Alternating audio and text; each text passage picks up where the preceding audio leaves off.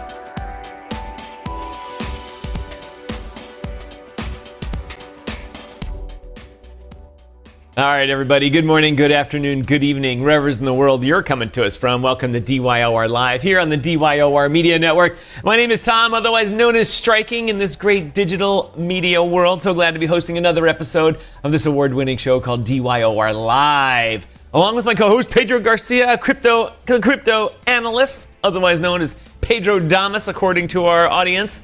It is July 31st, 2025. Unemployment comes in lower than forecast. but higher than the previous month, so no real effect on the labor market. Yes, remember yesterday Jerome Powell said the labor market continues at what we call full employment if the demand equals supply. So generally, it's a pretty decent news, no bad news out of the labor. And also today, yes, not today, but this week, Pedro, we've had some good news out of the SEC regarding ETFs and other exchange-traded products, ETPs.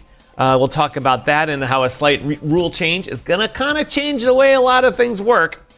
And of course, today, Pedro and I are just talking behind the scenes. NASDAQ hit some new highs this morning before taking a nice dumpity dump, making a good morning for day traders, of which I did not participate on. Pedro and I are going to go over that, and Pedro's going to show me where I could have made the big bucks today. But before we go into any of that, Pedro Garcia, what's happening today? You put yourself on mute.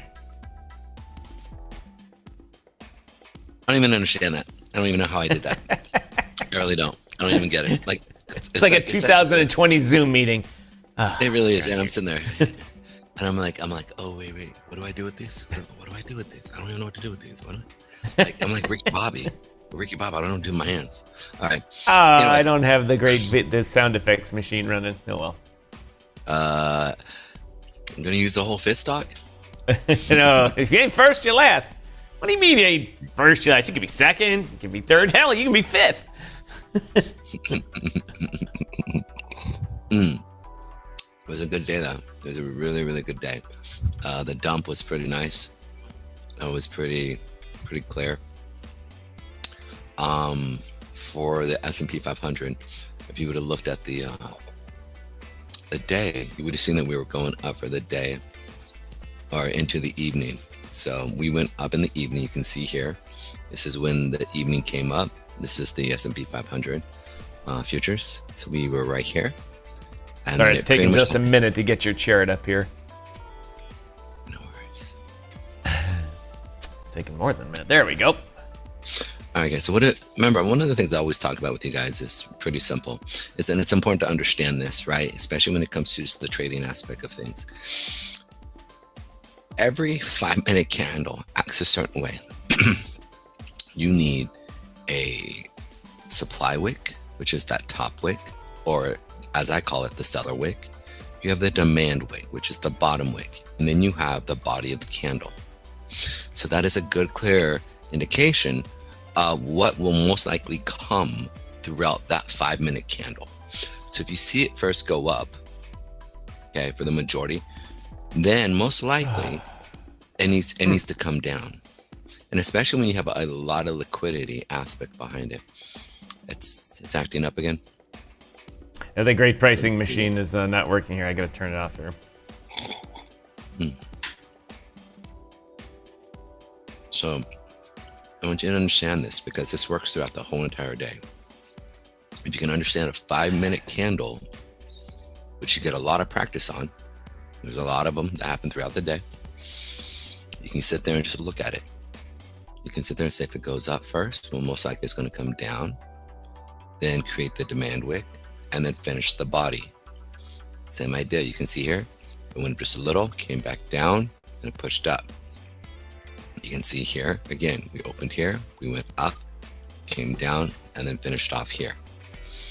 Here, for it to clear, it will most likely do the opposite. I always talk about it's going to do the opposite of what you expect from the beginning, because it's got to create the body. And this is price movement at its basic level. Market opens, you'll have somebody who comes in, pushes the market a direction, and then in that direction, there has to be an opposite person who has to take what the direction of the move. So they don't want to lose money. So if somebody is buying the first thing and the market's moving up, well, people are losing. It's a zero-sum game here. So somebody else is losing. So they're going to then come in and have a counter force to push against those buyers. Because remember, I said the market goes up first, right? Yeah. On a 5-minute candle. And then we see it sell off. And then, so it goes up, comes down, creates the supply wick. So it was once green, now it's red. Then it can create the body, right? And then from there, as it creates the body, here we can use this pushed up first. And this was the 5-minute candle at the open here. We went up, created the wick for the top, then we sold off, and then we closed red. Now, I have other mechanisms that I use to let me know most likely the opening direction, which way it's going to go. But ultimately, understand that those 3 things need to happen. You need to create a supply wick, a body, and a demand wick. And because of that, you can gauge what's actually happening. Now, most importantly, and this is important to understand, if I'm looking at my wicks, my wicks will pretty much determine what direction it wants to go. So if we're putting a bunch of seller wicks, most likely it's going to go down. Okay, that's it in a nutshell. That's it in a nutshell. And you can apply this literally to every time frame. So if my daily candle, this is important, right? We first went up in the morning, so I refuse to pay for going back, but will it let me go back just a little replay? Okay. Yeah, I don't know how to use this replay function.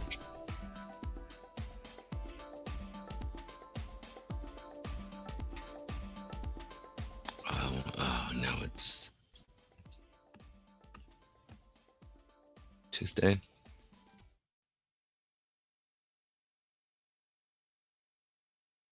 No, come on. I thought you just hit. Oh, that's what's happening. I'm slow here. Sorry about that. There, Pedro wakes up, ladies and gentlemen. Okay.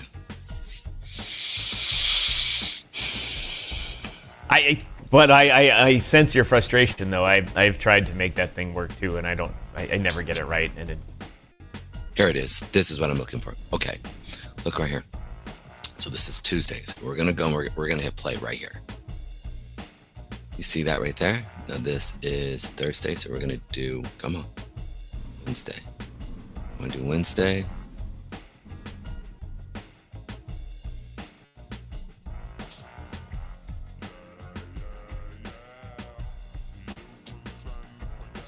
Okay.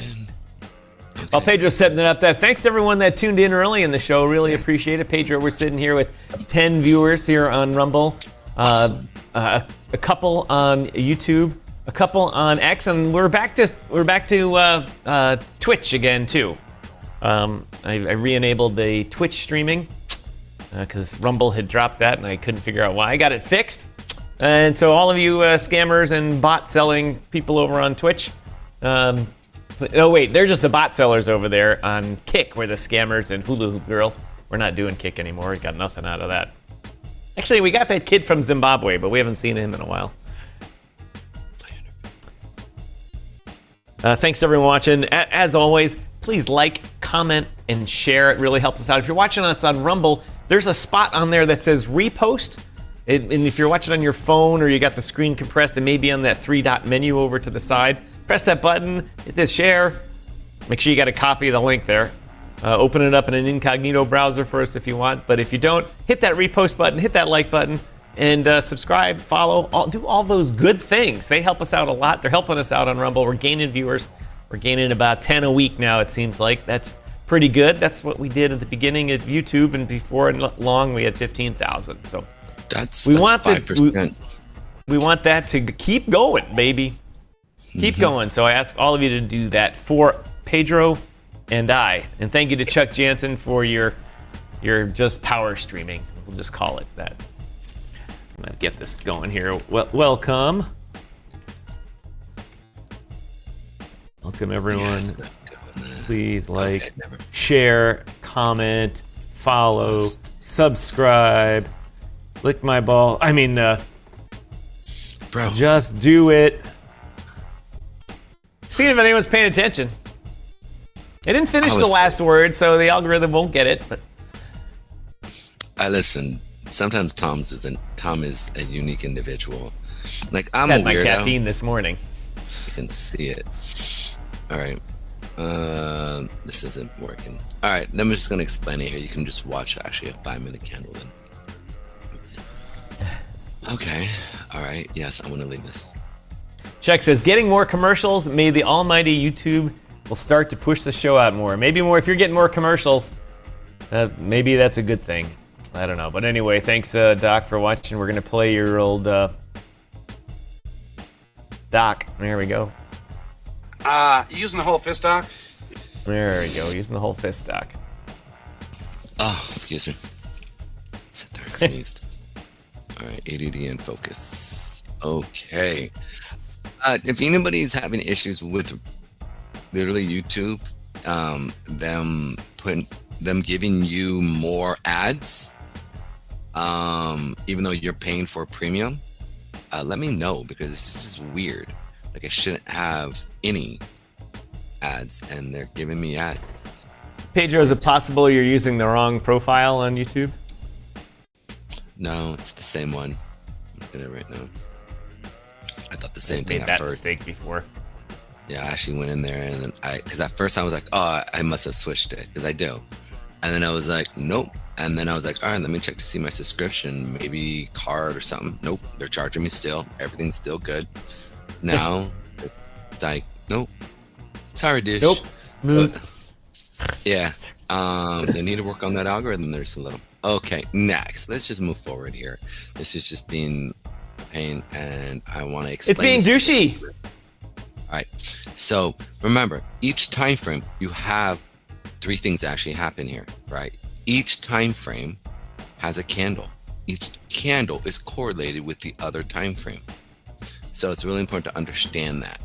Right now, whatever time frames you use, just understand that those time frames are correlated and they play off each other. So it's important to understand that and how they interact with your trading time frames. You have your meta time frames that you look at the market, then you have your smaller time frames that you use as entry, and understand that they all correlate together. So if you understand that, then it allows you to be able to trade just more efficiently. So this morning when I was looking at the market, and I sat there and I said, okay, we went up first thing in the morning. So I saw a big old green candle, and I said, awesome, they're going to drop this, right? And so I sat there and I said, well, where's the liquidity area? Well, the liquidity area is where on the S&P 500? It's down here, right? I said, here's liquidity. We saw it come down and hit it, and we saw it push back up. So I'm looking again for them to come back and test this liquidity where you have stops sitting. Right, and so it's a big old green candle, boom. And I said, you saw it come up, then come down. It didn't come down fully to my liquidity, but I didn't need that. I'm looking for directional pull, right? I have a bias to go down because I don't see a ton of volume as we were moving up. So I sat there and I said, expect it to go down. So what happened? Boom, came down, came back here, retest, and then pulled back down. I got in on the retest, right at these levels. Right? And why did I get there at those levels? Because of the supply. Remember, I was talking about where are the seller wicks? How are they communicating with me? Are we seeing a lot of demand wicks? Yeah, but they're all the way down here. There's no demand wick here. So I said, guess what? We're most likely going to go down. So right. I waited for a candle that did not have a bottom first. So this candle here went up first. There was no demand wick here at first. So as it was moving up on a green candle, I said to myself, we're in an area where there are sellers are at. Why? Because at the open we saw a sell-off. So there's going to be more sellers coming in. And sure enough, and with like OTA communicates, right? Price will always retrace back into where there is a supply wick. If you've traded OTA or any other people, now that's a very common term, right? They always will retrace back into where there were previous supplies or sellers or buyers. And we saw it, and then we did not see any demand wicks on the previous candle. So I said, I expect it to at least come down to here. I know from here I can put my stop right here. I can get in right here, and I know I can most likely gauge from here. And my stop area is right here. I know from here on, I've got a 3x from here to here. So I said, I'm good. I'm going to capture this all the way down to here, or at least down to here at this point, right? And my first target is going to hit there. My second target is potentially at, or my second and third target are going to be at where the daily is at, right? So you can see here, I said we do have liquidity sitting at this lower point at that 63.91. We came and hit it. Remember, we talked about this on Technical Tuesday, right? We were right here on Tuesday. I said I expected to come down and hit this area, right? We came down and hit it, but I didn't see a huge demand spike. So I expect they're going to come back and tap that again and just reestablish more buyers there. So I expected it to come down into these lower levels. And I'm looking at my larger time frames to communicate what the smaller time frames are going to do. Right? Look at the parent. You have a parent, your kids may think, most kids think they run the family until dad or mom snatches them and says, get your ass over here. I'm going to beat you if you don't. Well, look at the daily chart. It has like the parent. Okay. That's the best, or the weekly chart. We talked about this on Technical Tuesday. So that's important to understand. Now let's check out Bitcoin so you can understand how to play this here. Because Bitcoin was playing the same manner, right? We saw Bitcoin go up first here. We saw it, and now it didn't go all the way down, but it did go up. And so we'll look at that play so you can understand how this worked at the open. Boom. So here's the open, right? You can see here was the open. We went up, okay? You can see, right? We went up. So 930, right? I'm expecting it. It should be putting in. It tried to come down and tap it, but it did not. Now look right here. I don't see any demand wicks here. And it's a big green candle. So I'd expect for you're right. Say that again? I said, oh, you're right. And what time frame is that? I can't see it on the. I got 5 minutes. It is a 5 minute. Right. Of course, we're talking about the 5 minute. Right. Duh. Right. And so we went up. So I'm expecting volume to come in and drop it. Came up, tapped it down, brought it down, so you can understand that. Now, if you don't know how far it's going to go, that's why I always say to everybody.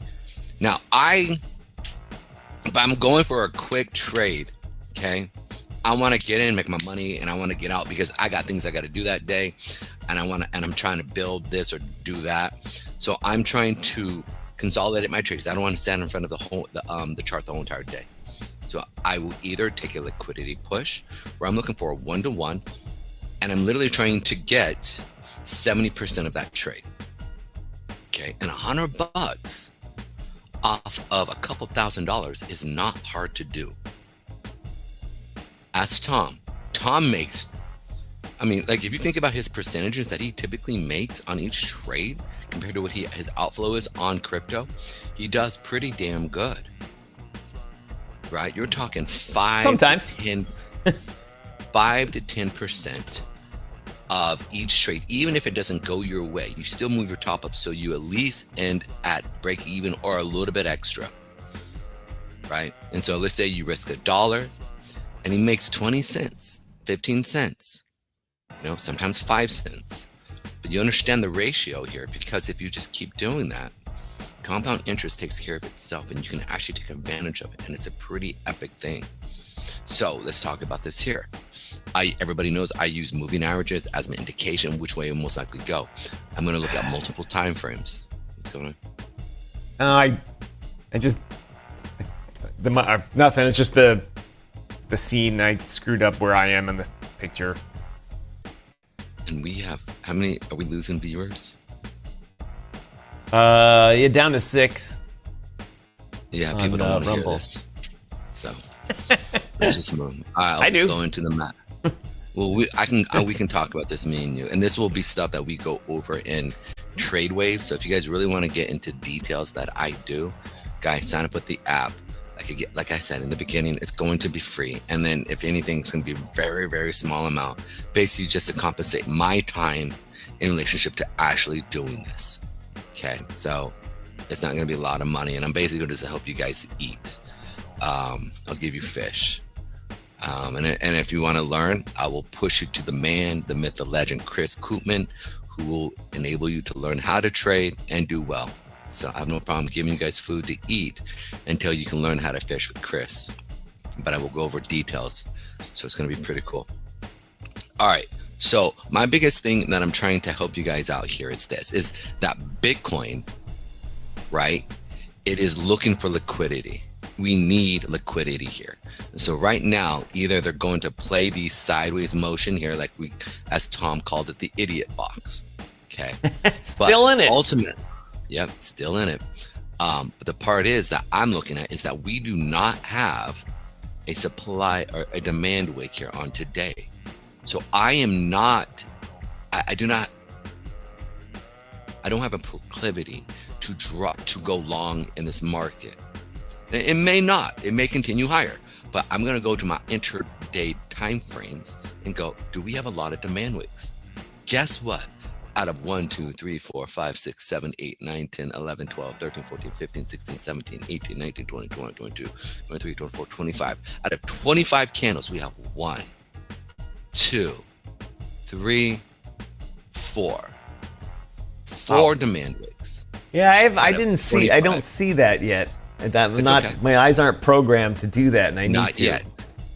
Now let's look at supply wicks. 1, 2, 3, 4, 5, 6, 7. We have 7 supply wicks. We have, what was that? Did I say 3 or 4? 4 demand wicks. Yep. Okay. That's on the hour. Let's go to 30 minute. 30 minute. 1, 2, 3, 4, 5. Okay. 1, that was for demand wicks or buyer wicks. 1, 2, 3, 4, 5, 6, 7, 8. 8 out of 4 again. 15 minute. 1, 2, 3, 4, 5, 6, 7, 8, 9, 10, 11, 12. Okay. Now let's look at supply wicks. 1, 2, 3, 4, 5, 6, 7, 8, 9, 10, 11. Sorry, I think it's skipped one. 12, 13, 14, 15, 16, 17, 18, 19, 20. So you see that they're putting their position in on the short side as they're pushing it up. It's very clear. You can sit there and see that. So now I'm expecting this market most likely is going to be looking for a liquidity area or what? A supply area, right? To see if we can see this market go down. So now you can see here, look right here. You've got a drop-based drop, which typically means that sellers were looking to go through and drop this market. With that drop-based drop, right? Meaning price held, it dropped, then buyers tried to push it back up. They could not. Then it dropped again and sellers stepped in and dropped that market. So there are a lot of stops sitting right here, right? And those are buy stops because people were shorting. That means a market's going to buy. And if that means there's buyers, it doesn't mean it's going to go up. It means that the institutions are going to take the other side to those buys. And we're going to see seller pressure step back in. Okay, that's what happened at the open on the S&P 500. Right, that's that liquidity that I always talk about. Okay, now look right here. See, you have seller sitting here, seller sitting here. We have high, lower high, lower high, low, lower low, lower low. Guess what this is most likely going to be? This is a higher high, but not really, because you can see it didn't close above this. So it's important. That's one of the things. Yeah. Look, if you look, you see right here. Yeah, you see how this is what they call a fake out, or a tweezer top, or something of that nature. So that's typically what I'm looking at. Like I want to see it close. Remember, I always say I want to see it close green at the highs of other candles, right? Because that communicates to me that we're going to continue up. But I'm not seeing that. Basically, you're basically acting like you're a fighter, right? You're throwing jabs, but when you throw your jabs in, right, you're dropping your hand. If you're dropping this hand, but you're throwing jabs, you ain't a fighter, right? Like you're like plop, plop, plop, plop. If that ain't coming up, if I reach and I don't see you, and I do a couple test shots, and you don't pick that hand up, cross hook, pop, right? That's all you need to do. It's the same thing that they're doing right here, and so that's what they're actually doing. And And so when I'm looking at this, I'm more advent. Again, this is more statistical probability in which it actually happens. So I'm expecting BTC to come down. And this is just between my 1 hour to 5 minute. This happens, this same correlation happens on your monthly to weekly to daily. Okay, to your 4 hour, from your daily to your 4 hour to whatever time frame you use, it's the same thing over and over and over and over and over, and it's a beautiful thing. It is boring. It's like if you ever watch a sunset, it is the most boringly beautiful thing ever. Exactly.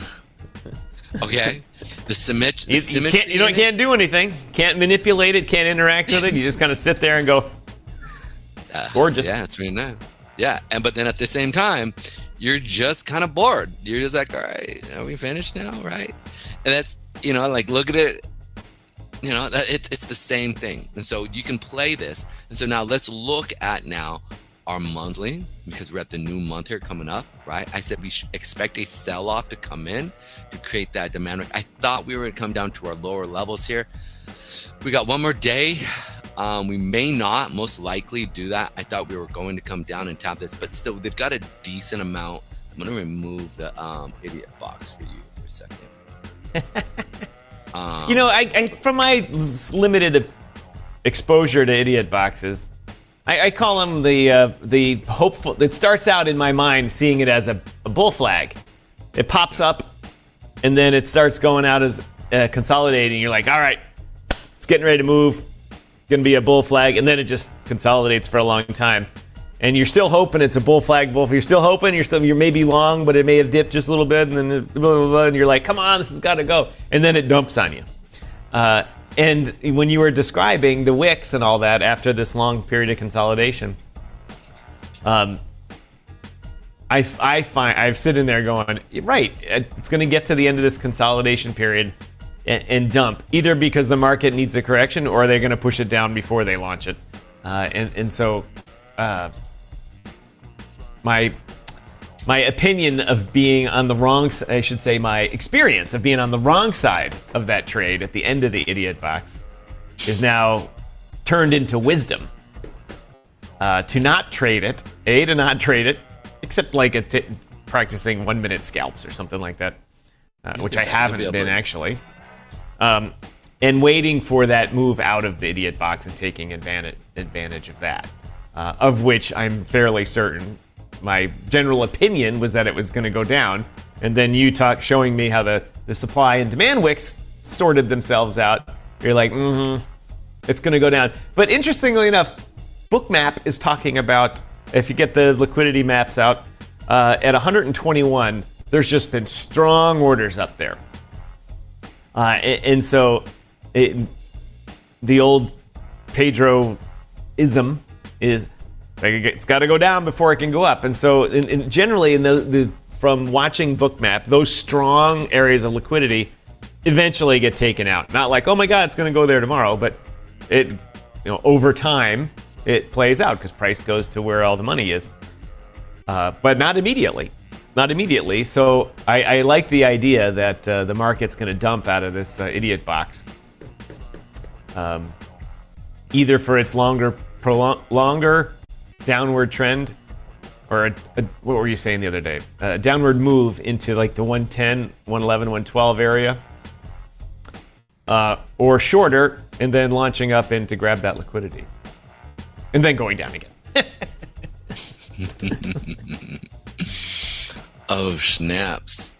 Somebody just is coming in and buying. Oh, somebody just bought up a ton. Of what? I can't even talk to him. Sorry. My what project. DGen play are you watching in the background? Well, it's the one that I'm creating. So I mean. Oh. And somebody must have talked to somebody, because somebody just came in and literally bought. Well, Pedro, here's the rule: if you don't control the supply, someone else will. So. That's how that Well, works. I got a pretty good, decent supply of it, so I'm not worried. But somebody just literally pushed it up 25%. Nice. Anyways.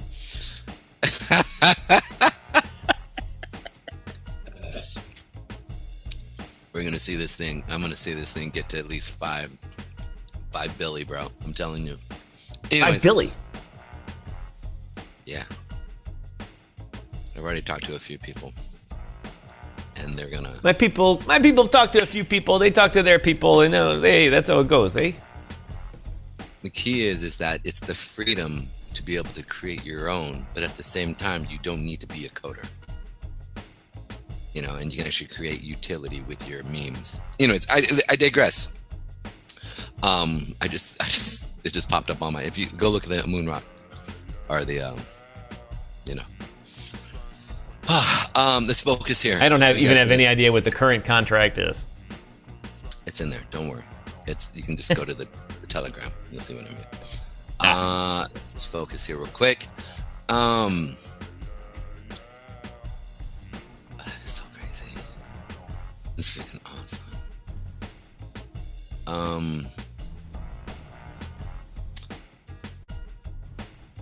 Okay. So you can see here, I expected us to kind of come down to these lower levels of liquidity pools area. You can see here that we did not. So that is a good sign, basically saying, yeah, this thing's going to get up and go next month, just straight up. We've got a decent amount of sellers, so they sold off. So you're looking at the monthly chart here. Yes, this is month because we're at the end of the month here. So that's what I'm looking at. Now, you can see here, I said this week, I'd expected us to come down, hit this liquidity area that's right here in the blue, and then really send it up, but it did not. They held it. Whoever was holding it, who was ever buying it, wanted to protect their position, because I think what they're trying to do, Mr. Sailor, he's trying to get more money. So what most likely is he's going to get money, that he'll get people to invest into his fund again. And then what will happen, hopefully he doesn't top off. Either way, it doesn't even matter anymore because of what he's trying to do. I actually get it now. It'll most likely next month, we'll see it come down, tap into these higher liquidity areas, whether it's the 114 or 112, right? Around these area here. Then we'll see it come back up and we should see it fly higher. And I think we're going to easily hit that 130 to 140 area next month. And see from a 15,000 Bitcoin pump at least next month. I think even higher as we come into August and September and October. Again, like I said, I don't understand why it's not sending here right now, but it is an area where they are keeping the market kind of sideways, and the liquidity there is very small. So you can see here comparatively, but again, it's consolidating.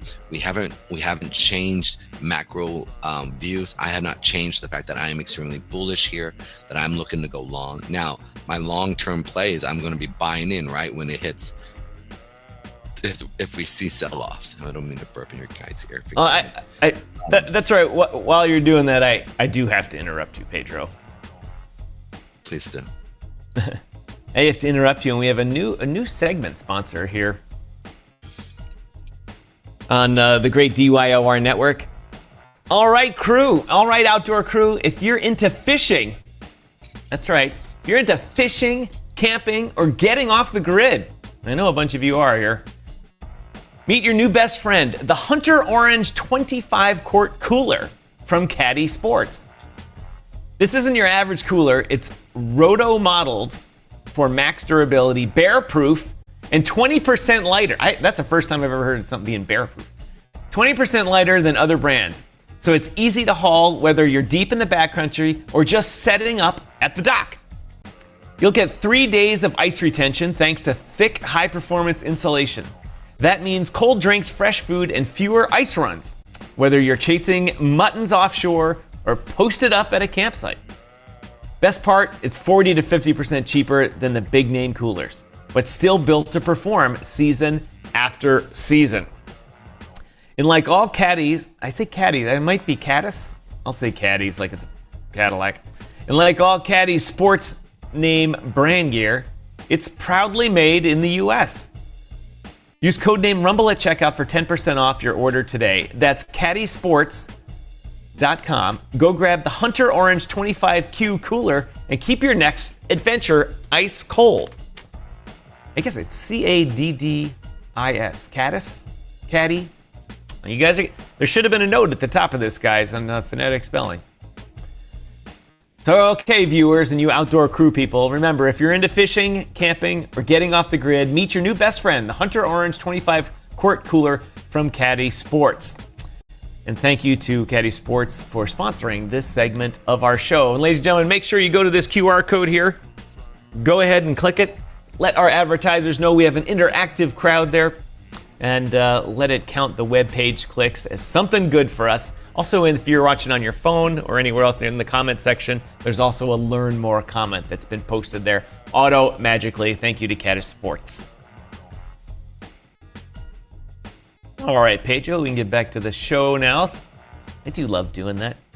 I get into my ad reading thing. Although I should have read that one with like a little bit more of a drawl out there. You know, if we're out hunting and posted up at the campsite, got to keep them bears at bay with my bear spray and your bare hands. I'm not going to use bear spray. I'm going to use bare hands, damn it. Man, those things you don't want to catch them Tom hands, man. Shoot, it's a bad day for you. One of my friends went hunting out in quail hunting out in Montana at this ranch out there. It's for rich guy things. Or Idaho, wherever the hell it is, and they have bears out there. And so my friend is just a hunter. He's not a proper gun owner like me. And he said, you have a 44 Magnum, right? And I was like, of course I have a 44 Magnum. He said, can I borrow it for this trip? I need bear protection as a firearm of last resort. Because they carry bear spray and they all this. Then they have shotguns, but I said, sure, fine. So he came and borrowed it, came back the next month. The next time I saw him, and he gave it back to me, and there was ammo with it. He said, I have these special rounds that I bought for it for protecting yourself from bears. And I said, okay, I didn't think. He said, I never used the gun, so that's a good thing. And I said, great, blah, blah, blah, blah, how's the trip, yada, yada. Anyway, next time I went to the shooting range, it was last year. I took Striking Jr. for his birthday to the shooting range for a fun day of shooting with his dad. And I was like, I got these big, powerful rounds. And the 44 Magnum, its regular load is a pretty hot load anyway. I put these anti-bear load things in there and fired it down the range. It was an indoor range. And God's ass erupted out. I should say the devil's ass erupted out of the end of the barrel of this revolver. Even out the sides of the cylinder, the flame went sideways, like bam! Goodness. It would, Pedro, I never felt like a man more than I did at that moment. You're like, bam! You're like, I fired shotguns and rifles, and the modern day rifles are just pew, pew, pew, pew, pew, pew. And even the big hunting rifles now have suppressors on gas dispersions, and they have absorptions. They're big, but they're not big. This thing in your hands with the flame, and I was like, what? Other people looking back from the range, like, what the hell is that guy shooting? Damn it! Gun safety range officer comes over. Those approved loads. I'm like, I don't know. Look, my bad. I haven't shot this in a year. We just that was a Thursday tangent. If we got one here. All right, back to the show, ladies and gentlemen. All right. So again, like I said, I expect BTC to come sell off because primarily when you look at the weekly chart here, you can see that I want to see it it should fall back in this area here. I want to see it to get down. I want to see it get to the lows here. Yes, Chuck, those are some fucking hot lows. That we would be a bigger demand wick, but it wouldn't be below the previous high. So this is where I'm expecting really to see this thing get up and go and populate some big moves here. My biggest thing that I'm really looking for, and I think it's really important to understand when you're looking at that daily chart, right, is to correlate it with the weekly chart, right? And then that monthly chart, there's 4 weeks in a month. There's 5 days in a week, right? Or 7 days in a week. so that you can sit there and look at, knowing that, like, all right, it starts on Monday. So Monday, Tuesday, Wednesday, most likely it will go in a direction, creating a certain wick of that day. Then most likely Wednesday or Thursday, you're going to see it. Typically Wednesday or Thursday, you'll see it to start to hold up, chill, and get ready to turn around and go the opposite direction. And then for Friday, Saturday, and Sunday, you could see it basically finish off what we see, right? So this is where I'm expecting us to come down here a little bit further potentially and to push it back up. Right now, again, we're in the idiot box here. So as Tom says, just don't know, or as I say, you just don't know really fully what it's going to do. But this is kind of like what I'm really expecting it to see. It's got to come down, get these liquidity, and then come back up. Next week, we will see the 8-period moving average creep up to about here, right? So at this level, you could literally come tap out, have your support on the 8, new month. So it could come down, tap the previous month's high, which most likely is what I'm expecting it to do, is this one right here. It's going to hit this high by coming down, boom, and push back up. And then if you look at the month, right, it's broken up into 4 weeks. And so you can play those 4 weeks in relationship by breaking them up and expecting this week to do this, that.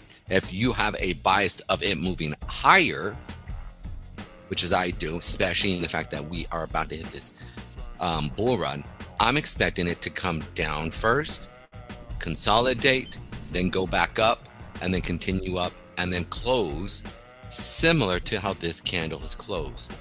But I expect it to be a higher close, a bigger candle. Right. So this was 105 to 120. So that's that. What is that? 5 to 120.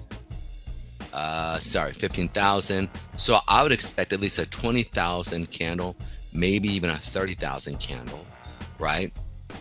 That's why I'm saying from 22 or from sitting at this 19, I think we could easily see a 30 to 45,000 candle, which would be roughly around here. The next extenuating candle, that will be August. And then all gloves in that next bull market comes off in September, October, November is when you just see it just extend. And this is what we've seen in the past. Now, again, past performance is not equate to current performance, but it's looking like that. It really is. It's starting to look that way. So we'll keep monitoring this, but this is why you keep hearing me saying, like, we should hit that that 120 to 130 mark, because I'm calculating it off of the previous candle of the month, right? And so this candle the next candle will be higher than this one by probably 25 to 30% easily. Like, and you're like, where do you get those numbers? Look at the previous month's candles. You can see right here, right? We're sitting like right here. This is the candle that we're at, right? And so boom, boom, boom. Actually, it's more like this candle. What do you mean this is the candle? What do you mean that's where we're at? So here's a previous bull run. Okay.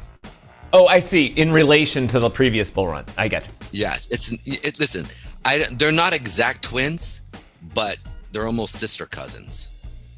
Okay? Like, history doesn't repeat itself exactly, but it sure tends to rhyme very well, right? And so this is where I'm sitting there going, like, this is where I'm looking at. This is where I'm getting my, like, right here. We're at these higher levels. Boom, we're coming up, we're popping, but we haven't really extended. Okay? And so the extension is what I'm expecting here.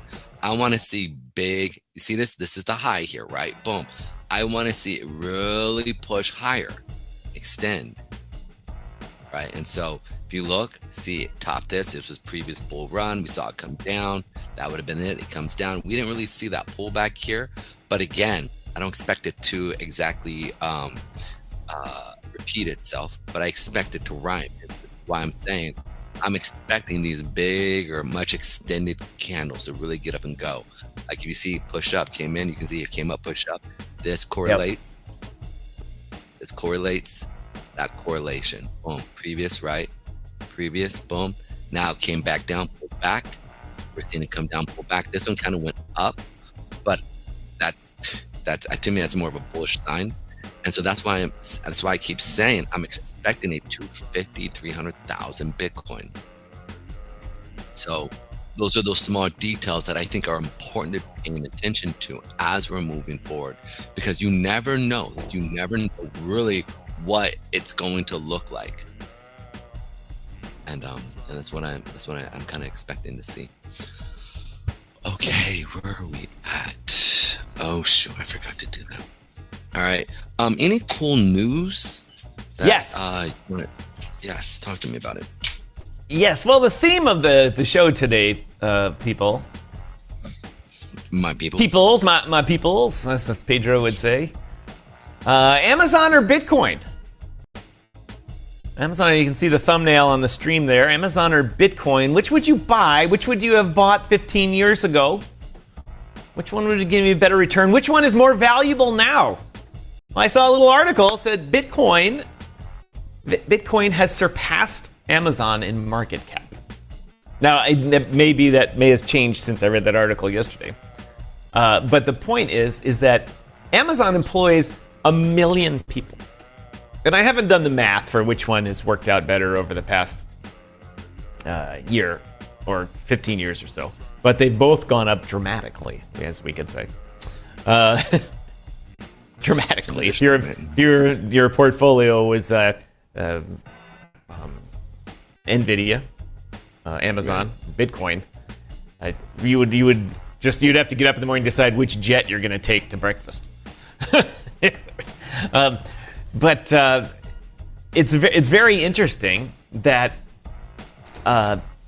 one company has this $2 trillion valuation. And they employ 1 million people, produce tons of products, distribute tons of products, employ 1 million people, could generate gazillions of dollars in taxes in the whole ecosystem of Amazon. And then there's Bitcoin, which started from nothing, like Jeff in the garage. Started from nothing. Satoshi and what's his name launched it. Whoever the hell Satoshi is. And I forget the other guy's name. Hal something, whatever that. Just like the trader with the first block. He's dead now. But anyway, and there was nothing. They just spread some software around. Said, hey, run this node, and you get paid this meaningless crap to do it. People are like, okay, I can nerd out on that. I can get this new Raspberry Pi thing is coming out. I'll try running it on that. I'll try running it on my blah, blah, blah, blah, blah. All of a sudden, that thing is worth $2.3 trillion also. And it doesn't employ anybody. Obviously, the Bitcoin economy employs tons of people, the mining industry now and all that kind of stuff. But it doesn't employ anyone. It doesn't do anything really. It doesn't deliver to your door twice a day, or in my case, my building where I live, the Amazon guy's here every 5 minutes. And it doesn't have a small business ecosystem that's millions of businesses that sell on it or use it yet it's worth the same. Now, Pedro, what that tells me is that tells me, and not only that, it's worth the same, a little bit more. It's obviously on its way to being worth a lot more. That people believe that the value of Bitcoin and its usage and store of value, hedge against inflation, eventual settlement layer of whatever financial system develops out of it, is going to be more valuable than Amazon. Yeah. Or 10,000 other stocks that also add up to $1 trillion, $2.3 trillion. So I found that very interesting, and I found that to be prophetic, as much of a kind of a milestone as just reaching $100,000. Reaching $100,000 was just kind of a visual thing. Yay, reached a 1 with 5 zeros. Hooray, interesting. It's a cool milestone. But becoming more valuable than a company that employs 1 million people and sends packages to everyone in the country. in the world. Wow. Right? But there's people in Ghana not getting Amazon packages every week. I mean, Good point. there's still people in the world that have never placed a phone call, if you can believe that.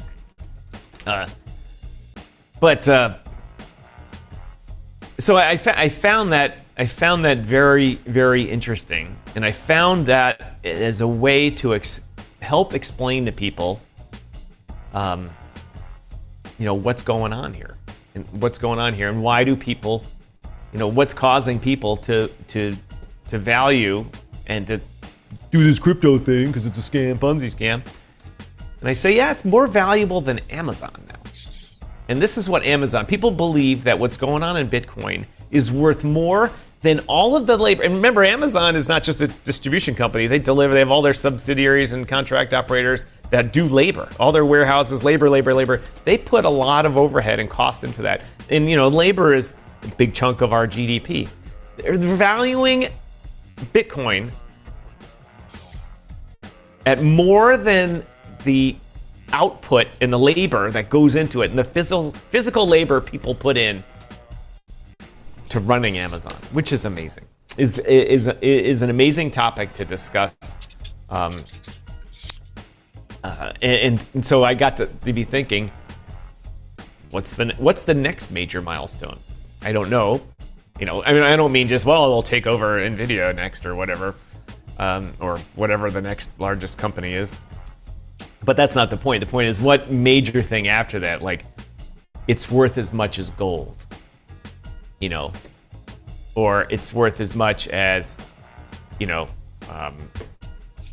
entire stock market or something, something like that. The bars are getting increasingly higher for amazing goals like that. So I just wanted to bring that up and address that with the viewers, so they really, because to make sure people understand that when Pedro and I are talking about Bitcoin here, we're not talking about this just cool little product to trade. We're talking about something that's really changing the investment sphere and the way the financial world operates. So absolutely. I also think, like, when you consider the debt, I keep bringing up the debt because the debt is really the indication of the uncertainty within the U.S. Moving forward and its dominance. And Bitcoin, again, I keep saying this because it's not a small thing to be to overlook. If Trump does not push GDP higher and really get things up and running, we are going to run into fiscal suicide. And because it's just the current situation, and if he can't push us before midterm, and I give it a year before midterms, he's got, again, 3 6 months here from now on. And if he can't get that going, then he's going to lose pretty much everything. We already see housing dropping. We're watching jobs. People are not losing their jobs, but they're also not quitting their jobs. And this is important to understand the nuance there, right? In addition to that, we're also seeing like payroll not really going up. And the biggest indicator of this is we're watching credit card debt increase. And also people are becoming delinquent on car payments. And it's important to understand, this is people making above $150,000. So like everybody is hurting. Right. Well, car payments are out of control now. Well, here's the thing. Let's not go on to a side topic about car payments, but go on about debt. But here's the thing, is that people are letting it go. They're sitting there going, I'm willing to risk like letting my car payment go so that I can hide it in my car and drive to work. Right? Because either I make a house payment or I make a car payment. You know what I'm saying? This is what we're seeing. This is what we're actually seeing. Before we get into the weeds of people struggling, let's keep it top level about Trump's actions, because I have a counterpoint to what you're saying here, and it's only because I just learned. Somebody explained the tariff deals to me, and not directly to me, but to the audiences that I was watching on, and all of a sudden it became absolutely clear what Trump is doing. And once I realized it, I was like, oh. And I don't think Mr. Trump knew he was doing this strategy that I'm about to mention here when he started. I think all of a sudden he realized when he was starting the tariff negotiations, I've got the effing golden goose here. That was a Rod Blagojevich, former governor of Illinois, when he went to sell Barack Obama's Senate seat. Then proceeded to go to jail for doing so. I was about to say, I was like, he didn't. went to the joint. But anyway, Trump is selling lower tariffs to other countries. Yeah. And he's doing it by saying, look, you're going to get 35, 50% investment unless we come up with a trade deal. And they're like, you know what? Everyone loves this 15% number. Well, that 15%, oh, you want that 15% number? Then you have to announce $500 billion to $1 trillion investment in the U.S. in the next 2 years. Yeah. You know, and I don't mean like, oh, build some big plant 10 years from now. I mean, invest, now. Bring the money over, invest in the stock market. Here's a key. Sirens 1, 2, and 3. All right. Lord, that's a shooting. Be with them. Wherever worst day it is, Lord. Right. Man. God. But the EU deal. Now, this was an absolute no-brainer, I have to tell you, and it's genius. They settled on the 15% tariff, and then exemptions for aircraft parts, exemptions for energy, exemptions for a whole bunch of things. But 15%. And in return, the EU promised a $1.5 trillion investment in the U.S. And you're like, oh my God, that's an unbelievable amount. Well, it's not actually an investment in the U.S. They promised to buy $500 billion worth of energy. Now, what is going on in Europe? Russia's at war at Ukraine, and Europe is trying to wean itself from energy dependence on Russia. And so they just need someone else to supply it to them. The U.S. has built tons of LNG plants, compressed natural gas plants, liquefied natural gas plants, and needs to sell that capacity to someone. Europe wasn't buying it. Now they are. Trump instantly created customers for our energy industry. It's going to bring in money almost immediately into the U.S. That money will flow right into the energy system, which flows into research, which flows into blah, blah, blah, all kinds of stuff very quickly. And with Japan. Japan's trade deal also, Pedro, essentially they are doing a massive carry trade. You know, they said, all right, we'll invest $500 billion to $1 trillion in the U.S.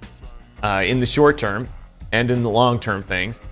But if all the business, they work this in there, if the businesses don't work out, the U.S. is on the hook for our money. It's guaranteeing our own carry trade, which I get. Someone's got to be an insurer of last resort. Not happy with that. But money will be flowing into the U.S. quickly. And Japan is also looking for energy, I might add. Our energy markets are going to explode, and the money will come in there very quickly. You saying quickly, but they keep saying we don't see it actually happening. They keep saying, "Oh, we're gonna do it." They know if they can hold. That's another off, problem. Yeah, if they can hold off for another 3 to 6 months, he's screwed. He loses the House, he loses the Senate, and then Europe is able to go. Listen, yeah, but I made this very clear. Wait, let me finish it because I'll let you elucidate on your thought. The counterpart is that when we look at, and this is a really good example. Okay, during Braveheart, do you remember the part when William Wallace beat the English? Right, it was like 2/3 the way of the movie, right? And so they knight him, they make him a knight, and so at this point, when they make it. Somebody makes the comment, so where do you stand on this? And he looks at, William Wallace. William Wallace, kind of looks at them. And then all of a sudden you see the House of Commons within Scotland start to just go in at each other. I mean, they start yelling at each other. They're just like, just screaming at each other. And all of a sudden, William Wallace and his rest of his guys turn around and walk away. And so Bruce and a couple of the other guys go, hey, where are you going? And he goes, we won one battle. But you know what? The English will come back.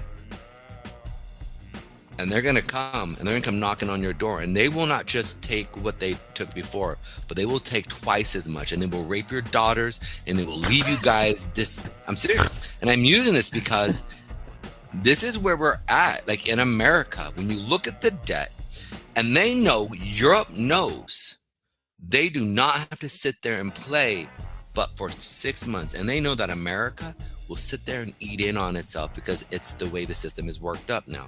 So if he does not get that stuff done here in the next 3 to 6 months, and I mean plans like fully get up and running, remove red tape. I literally said this in January.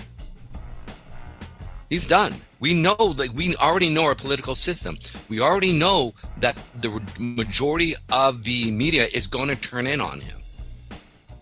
People are already seeing. They're already turned on him. No.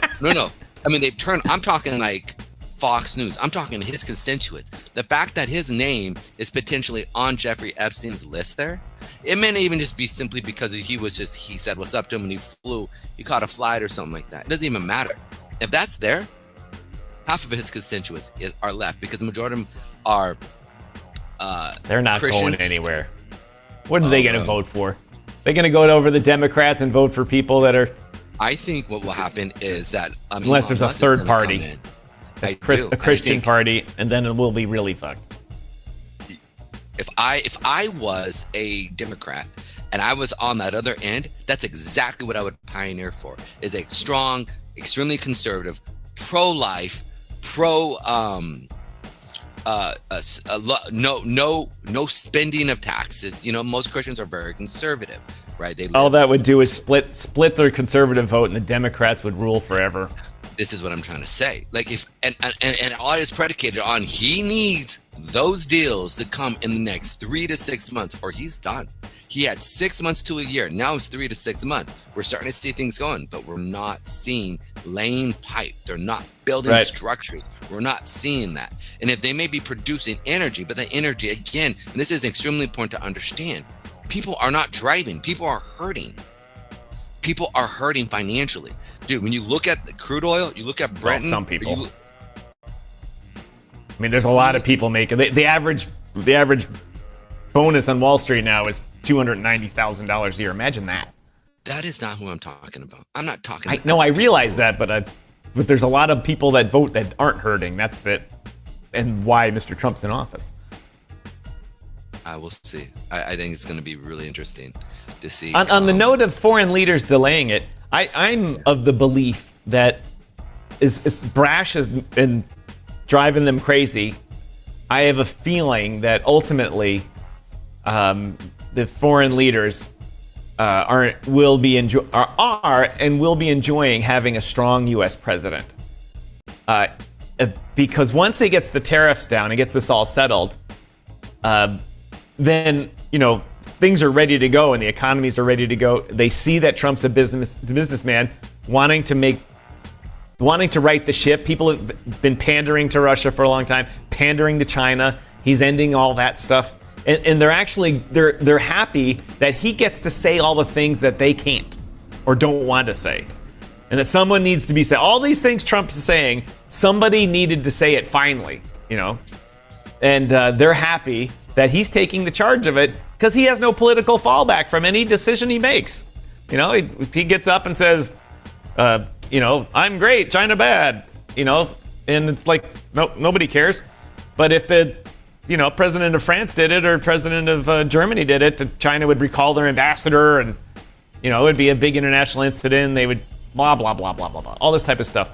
So I think they secretly all like Mr. Trump and that he's there and he can take all the bullets for them. And that he's sorting out all these problems that nobody could get anything done the past couple of years. The U.S., like Trump the other day said, we were a dead country under Mr. Biden. Not true. It wasn't not dead. But I got to tell you, in the eyes of the rest of the world, we were less like, don't worry, let's not even deal with them. Their government is just waiting for an old man to die. And I know, because I deal with international people in business. Well, I used to deal with international people in business all the time. So I believe they secretly like that. Oh, and then I wrote down a note in my book here on Scotland. Did you know there was a big push recently about Scottish independence again, and social media is afire, and all these Scottish people are up there. We want to be independent. We want to be independent. And when the U.S. bombed Iran, all those accounts went offline. Yeah. All the thousands of pro-Scotland separation accounts pushing the narrative that we, the people of Scotland, want to be separate from England and out of the UK. They were all bots. There's like 7,500 accounts, all of them bots, because they all went offline during that. And then when they all came back online, they were suddenly all pro-Palestinian accounts. But and the reason why is so when Ireland has a huge, Scotland. Scotland. Scotland has a huge push when it comes to Scotland and Ireland, right? And they're huge when it comes to crude oil production, jet fuel. It's huge over there. And they've got a large portion. So when you look at the idea and a lot of their stuff that they get, they mess with Russia. They mess with because this way that they get their oil, and that's how they refine everything, then they push it out, right? And when you look at that, it's Iran. It doesn't matter. They're not a super rich country. It's not like they have a ton of exports that they're pushing out. What they've got is what they got, and they need as much oil and much energy refining as possible. So I don't see it that. Yes, yeah, I know that. I imagine that would be true, because if they can go completely away from Europe, then they can simply say, you know what, that those bots who are being ran by a lot of these other countries that, Iran, why am I forgetting a lot of them? Not Kuwait. North Korea. It doesn't even matter. If they're pushing out crude oil, they would be able to sit there and be independent and be able to produce a lot more, so they can help out their own country by the refining process of it. And this is huge. This is why you sit there and you see what's actually happening there. Well, the same thing happened with there's a big project in England called the HS2, High Speed Rail 2, connecting London to Manchester and Birmingham. And all of a sudden, out of nowhere, there was all of a sudden this opposition to it. And if you've ever taken the trains in the UK, they are pretty crowded because it's quite popular, because they've made driving very expensive. And so the trains have become very popular, and they're useful. They go to every city, and so they're useful. And the main line was clogged with freight and passenger trains. So they said, we've got to build the second one. All of a sudden, out of the blue, and it would unleash GDP like crazy, separating passengers from freight. All of a sudden, there's all these people out there saying, we don't want this coming through our neighborhood. It's going to hurt the trees. It's going to hurt the swamps, and blah, blah, blah, blah, all this kind of stuff. And politicians were like, oh my gosh. And then of course, there were cost overruns, so they tried to scale it back, and all this kind of, and pander to all these people. And many of the accounts that went offline during the Iran bombing were also this anti-HS2 thing. And so it just shows the foreign influence is so vast in shaping public opinion that it's sickening. Happened in Alberta. I could go on. I could do 6 shows about this. Happened in Alberta, too, about the oil industry. And the government, provincial government, allocated $30 million to fight it. They had environmental groups being set up out of the blue and getting money donated just from all over the place. Like, oh my God, they got, how'd they get $15 million suddenly in donations? All these little donations, $5 and $10 at a time. It's all these random Iranian crypto accounts. Yeah. Anyway, I went on too long on that. I hit a good discussion here. Yeah. Oh, I know. I saw those numbers, Pedro. Yeah. I'm not going to try to stop you, my friend. I think it's completely okay. Carmen Crypto in the house, ladies and gentlemen. And yes, come on the show next Thursday, Carmen. We'll schedule you in. to do that, and we'll have a good show around the various things that we're doing. She's killing it. Here we go. Let's go. Real quick, I thought it was really interesting. SEC Chair Paul Atkins says, Wall Street and Silicon Valley companies are lined up at our door with requests for tokenization. This is going to get insane. Because are they going to create their own blockchain? Which I don't think they will. I think they're going to tokenize. And then we're going to see what blockchain you think they're going to pick. I think they'll be multi-blockchain if they're smart. But, sorry, Pedro, I have only a few seconds left here to interrupt you. Please do. Do it. Do it. Gotta earn the monies here, as they say. Nope. Not working. Well, Tom is trying to figure that out. Please. Sorry, here we go. Okay. I got it. Ladies and gentlemen, Caddy Sports is our prolific sponsor today. You can see this QR code next to me here for their emergency kits. So you outdoor crew, you viewers that are part of the outdoor crew, like to get out, breathe the fresh air, enjoy nature, well, can't always get to a hospital when you bust up your ankle or tear your ACL climbing those big mountains, otherwise known as the curbs at Walmart. Fighting the parking lot at Bass Pro Shops. Shopping cart battles at Cabela's. You know, you need an emergency kit, right? So outdoor crew or anyone that just wants to be ready for anything, check out the Red Pro Series 72-hour emergency kit from Caddy Sports. This is a serious 72-hour survival pack built in with a rugged tactical backpack and loaded with everything one person needs. 2,400 calories of food bars, 5 water pouches, thermal emergency blanket, 36-piece first aid kit, emergency stove, and canteen cup. All of it has a 5-year shelf life, so you're covered for hurricanes, wildfires, blackouts, whatever life throws at you. Whether you're off-grid or just want a peace of mind at home, this kit is a must-have. Compact, reliable, and made for real emergencies. Use code RUMBLE at checkout for 10% off of your order today. That's caddysports.com. Gear up, stay safe, and be ready when it counts. This QR code leads you right there, ladies and gentlemen. Go check them out. Go see what's in that emergency pack. Fun fact, Pedro, my mom always made me an emergency pack. When I drove off to school, I drove off to, wherever I had to go make a long drive. And I always had a candle in the car, a blanket, energy bars. And back in the day, they weren't like energy bars. They were like Rice Chex snacks, and things like that. And so I always had them. And then one year for Christmas, my dad said, all right, you're not using your mom's kits. My dad got me one of these trunk packages that you get at the auto parts store. It's got a flare in it, triangle, blanket, all this type of stuff. Yeah. And many years later, I had to use it. And the flare was dead, and the jumper cables were crap China ones that couldn't get the amperage through that I needed. And the candle had melted in the hot trunk over time into a blob, and so the wick was useless.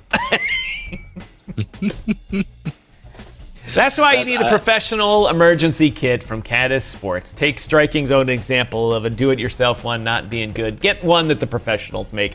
Thank you to Caddy Sports for sponsoring this segment of our show.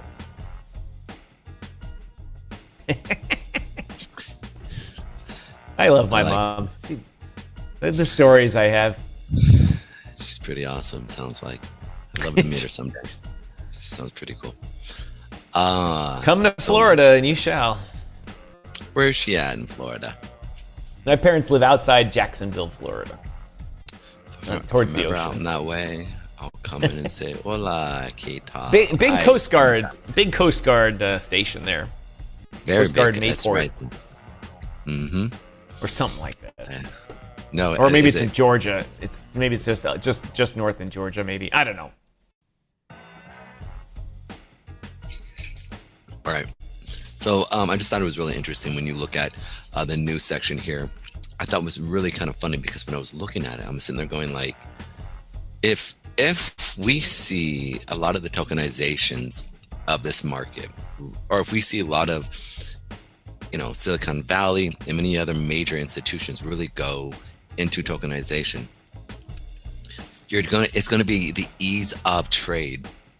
It's going to be immense, because what's going to happen is right now, many people around the world cannot buy into US stocks, right? Because you need a brokerage. And if you do, kind of like how if we're trying to buy into the stock market in China, right? We buy through ETFs. And so many other nations out there do a similar situation, right? Because we don't want outside foreign interference that can mess with our markets. But when it comes down to, if these start to do tokenization and we start to see it really be on the blockchain, this is going to open this up to the rest of the world. And imagine somebody can sit there, let's say they save up their money, right, for 2-3 years, and they buy a Google stock. This is a great discussion, Pedro. Yes. And so this movement, all of a sudden, we all know in price. Remember, I was talking about price discovery. Whether it goes down or goes up, it doesn't matter. You're going to price discovery. And when you have those moments, you get this FOMO experience of people just wanting to buy. And all of a sudden you start to see, on a stock that might be $100, it jumps to 110, 120, 140, right? And all of a sudden it's just astronomical growth there. And then you see a pullback. But I could only imagine the wealth that might be created around the world based off of American movement within our stocks. Just going to make the dollar stronger. Yes. Yeah. Yes. And then more importantly, what are they going to do? They're most likely going to want to buy U.S. Treasuries. So did you see the news source about the, why am I forgetting what it's called? Treasury, that there's a huge jump of shocking, because we never said this 2 years ago in the summertime, that crypto would be the primary people buying U.S. Treasury bonds. Right. And to see this jump here has been one of those things that's like, it's almost like as if, dude, we need to create an NFT for our show. It's just not updating. Yeah. And every time we say something like things like this, we need to just put it there, put it on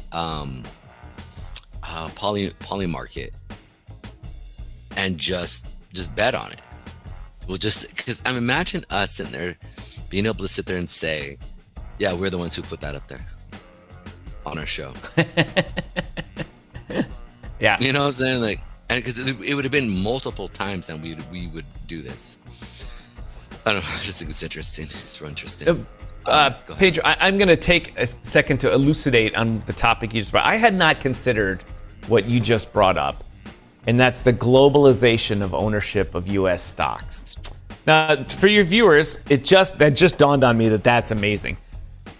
If you're a person in Ghana or Egypt or South America, you can't just come to the New York Stock Exchange or to NASDAQ and buy the stocks, because the U.S. is going to want taxpayer ID. It's going to want all these types of things like that. You have to have an account with a brokerage that has official representation on NASDAQ, of which around the world they have those, of course. In most modern countries, they have brokerages that are able to trade NASDAQ and stuff like that. But generally, what they hold is right.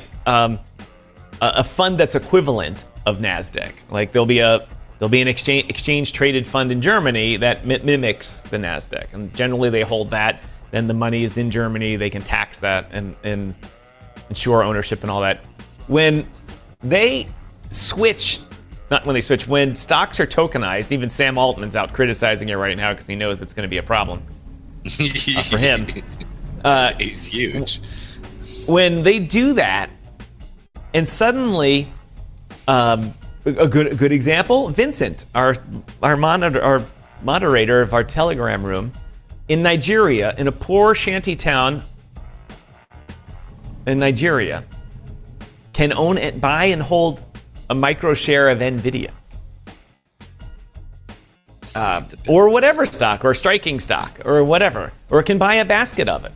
The wallets will soon say buy a basket of stocks. The Trust wallet will say buy a basket of the top 10 tech stocks. As much money or little as money as you want. You want to put $10 in it? Or whatever. Micro shares. It will change the way it works. It'll change the way the whole thing works. And the stock market will never be the same. I mean, if they allow just tokens to be, to be 24/7 trading too. This is to send them anywhere or burn them. Imagine, holy shit, my mind just leaked out my ears. Imagine all of a sudden burning. Imagine if they say, guys from IBM come on and say our stock hasn't been performing well. We're going to burn 10% of the supply. I mean, that's essentially what a share buyback program is. Exactly. But it's not burned. Because they can always sell it. If they buy back shares, they can sell the shares again someday to raise money. But if they burn it, they're like, beep. It's like taking the stock certificates of the old days and in the shredder.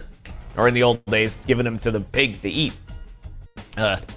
That's how they used to destroy documents in the old days. Put a pile of paper and the pigs would eat them. And so that's a whole nother week of shows right there. I mean, well, what I'm excited about is that we're going to see the proliferation, thank you, of wealth appropriately disseminated to the people who really need it. So let's say, like, you're Vincent, who lives in a situation that's really hard for him to get ahead.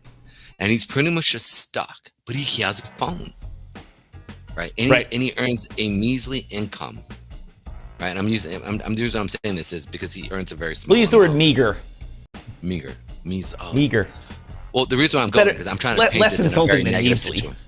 Well, no. The reason why I'm saying this is because I want to paint this picture for people here. Like, he's in a circumstance that he cannot get out of. Like, there's no way you're going to be able to. But guess what? Let's say, because he's in crypto, he is able to come in. He makes $50, $25 a week off of a show, being a moderator or whatever. Plus, he works his normal day-to-day job. Well, guess what? He takes part of that money. He puts it into NVIDIA stock. He puts it into a top 10. It goes up, and over a period of 5-10 years, all of a sudden now he can actually receive income off that, because he can actually put that into a dividend paying ETF stock. Now he's able to bring in income in addition to, and it's based off the dollar, not off of his local currency that gets manipulated and also devalued. So it could change people's lives. Whereas, like, if you give money to governments, a lot of times it gets funneled through the government and people get rich that way. But the people themselves just don't receive any of it, right? And so I think this is an appropriate way for them to actually be able to get ahead, make America strong potentially, right? And in additionally to that, allow for the appropriate way for wealth to actually grow and see the betterment of society by doing this. And it also could it could also crush the U.S. stock market as well. Could very well change it. And if it appears that it would change it too much, you would start seeing regulations on it really quickly. They couldn't restrict the tokenization of it, but they could put an operation choke point on the redemption of these things to make them less liquid, and then they're not as valuable. But on that note, on this general topic, one of the news articles that came out of the SEC here recently, I'm going to bring it up on my screen here. When the ETFs were created, Gary Gensler snuck in there at the last minute. Okay, we'll approve it, but you can only go in and out of cash of the U.S. dollar. Someone can't send you Bitcoin to put in an ETF. Why would you ever do that? Nobody would ever do that. But they can't send you Ethereum for you to transfer to sell and then put in. They only wanted this going in and out of cash. So it essentially kept the US dollar as the main funding requirement for Bitcoin. because all of these ETFs now in Bitcoin that I don't know what their total value is now, many $100 billion. There's dollars on deposit somewhere for those. There's all the money that JP Morgan has in ETF or BlackRock has in Bitcoin ETFs. Somebody sent them that much money in dollars. Now the SEC has said, nope, you don't need to go in and out of dollars. You can take anything. Anything that's valuable. You can take cash. You can take Bitcoin. You can take other products, as long as you value it at at the price you want. Yeah, I said, why should we restrict you to cash? Because there's no leverage in ETFs yet, so there's really no value. There's no risk to it, other than the devaluation of the Bitcoin itself. So in other words, people will be able to arbitrage properly between ETFs and regular Bitcoin. So volume will go up, probably. People will also be able to stay out. It's one more cog in the wheel of staying out of the dollar system altogether. There's a lot of people out there that have lots of Bitcoin that, frankly, are getting a little worried. There's a lot of people out there that spend way too much effort guarding their $20 million of Bitcoin. And they're worried about the hot wallet, the cold wallet, getting hacked. Is grandpa going to forget the password? Can I leave this to my kids? How can I do it? All this type of stuff. And I actually read an article about how for estate planning, they're telling people, what a good thing to do is if you want to sell your Bitcoin and buy an ETF, because the ETFs there's no issues with will and probate courts and trust law and all this type of stuff with ETFs. It's just like another stock or bond in your portfolio. But with Bitcoin being a property and not money, it's different. And so I found that to be very interesting. And now you can do that. You can send your Bitcoin to an ETF fund where somebody has it insured. Remember, all that stuff's insured by the company. If they lose, if someone hacks JP Morgan and takes the Bitcoin, JP Morgan still owes you the money. It's not like Mt. Gox are like, sorry, we just don't have anything. Your money is guaranteed by JP Morgan, not by the government, but by JP Morgan and ultimately their insurance carrier. And so people can send it to the ETF without taking a tax issue. They don't have to. Well, I'm not going to speak with authority on that, but it'll be less of a tax issue than selling it for cash, which you'll realize a capital gain and then go into the ETF. It's going to change the way the ETFs work, and they're going to only get more popular now. Yeah. You also have options, though. Yes, you do. And those options can get leveraged into one. But even then, it's going to be able to become more leveraged even more. And so just to elucidate on what you were saying. We've used that word a lot today. We have elucidated on many things. Yeah. Oh, there it goes. There we go, man. There it goes. Here we go. Here it is. Let's go. Coming down. Boom. Nice little trade. Since we've been on the show, since 12:30, right here when we saw the run up, we were talking about it coming down and continuing down. And since then, we've actually watched it, and we went over the whole entire thing. You want to show my screen so people can understand? Oh, sorry. No, it's okay. It's all right. Nice trade. So, remember, the whole entire premise behind this was that we really didn't have a big demand wick. We had more of a buy wick, right? And we saw a big old. Remember, it was up in this level, and I went over counting the wicks, and we went over a few other things. And I said, expect it, like a 5-minute candle, if it goes up straight, I'd expect it to come down. And it come down, we saw. And so This is why I said I'm not apt to go long, even though we're moving up. And you can see right here, I think, when did we finally get going on? We were talking around 1240 on this level here. As we started selling off, I said I'm expecting it to go down, and sure enough, that's what we saw.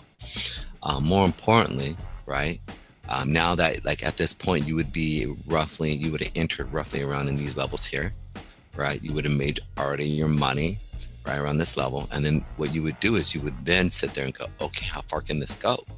So let's go to the 1 hour chart and see where the real wicks are at. Well, we know that the wicks are sitting right here at this level at the 116. So you could let that trade continue all the way down to about right here, the 116.18 area or 116.8 area here, and wait for it to kind of come down. I would also be paying attention to this level right here, at that 117.2 area here, because you have a demand wick right there. But ultimately, these are these areas that I would be looking at to wait for that price to come down to that level. And it was all based on just looking at the daily wick. I mean, looking at the daily candle. That's what this was based off of. Like, look at that daily candle and it'll tell you. That's why I always look at, right? Like, we knew that we were going to see a sell-off come in. I thought we were going to see it sell off, go deeper, and then finish off, right? But we didn't go that far deep. We stayed in this level here, the idiot box. I love that saying.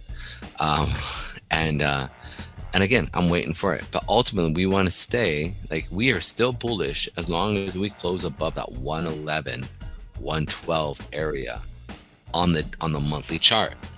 So we could see a major sell-off and not be bad. You know, like we could literally see it go from 118, 117 down to that 114 and lose $4,000 points, $4,000 off of Bitcoin and still not affect next month's push up because of where we closed above the previous month's wick or this high right here. And so it's kind of exciting. I love how it works. It's a beautiful thing. Like a beautiful sunset. You just let it do what it's going to do. It's a beautiful day. Ah! All right, Pedro, I have a question for you. Now, Yes, sir. There's two other people, and I just noticed this in my Twitter feed. I was looking for something else on Twitter, and other online influencer people said they're long and waiting for the big push up here. And why are they wrong? I mean, let me rephrase that. You showed me why you believe it's going down from the candle, the supply and demand candles in Ale. What likely are they missing in their analysis that makes them think it's going up directly instead of down first? What do you think they're missing? At this point here, you mean specifically a lot of people are long at this point? Like, well, they're saying no, they've been long for the past. 117. They've been long for the past few days while this idiot box has been playing out, waiting for it as if it was a big bull flag. Oh well, because you want to consider what we're seeing here, and also it depends on how long they're going to hold this trade. If they hold this trade for a full month, they're going to come out ahead, right? Well, sure. But if I'm looking at this, I know it's putting in that supply wick for the month, right? Like that's literally what it's playing off of. So this is what this is the monthly chart. Before this started going, we started seeing it playing around that 121 area, 120 area. And then over the last week, you've seen it come all the way down to that 117 and even close to the 116 area. So the reason why I think that they're wrong is they're not taking into account the monthly wick that's being created. That's active. Like, so here's the thing, like when you trade, like you got to understand previous, right? And then understand what is actually currently happening. And they all are related. It's like when you put a bunch of cousins together, they all act the same, but they also act very uniquely right? And that's how you want to look at this like this, is that you're having the closure of the weekly, the monthly, and the daily candles, right? And so you're going to see this really kind of step in and sell off. And that's what I'm expecting, like that. And then the next month, you'll see a sell off, come down and push back up. And the primary premise behind this is real simple. Like, it's that they're putting in the monthly supply wick. Right there, like that. And this guy right here. This dude right Because here. if you look at all the candles, they all have wicks, except for the rare anomaly. Well, look, this is another. They all have a wick. Very rarely do they open and just dump immediately for the whole month. You know, right? Look, I mean, look at this. You saw this one here, and I believe this was in February. But when I see something like this, this has very unique attributes that I know. Like, remember during February, I said, guys, expect a sell-off, right? And this is the one that I said we should see this thing come all the way down into the 40s and 30s. Now, I was wrong. It only came down to the 70s. But we knew in February that this was selling, because when you look at the previous month,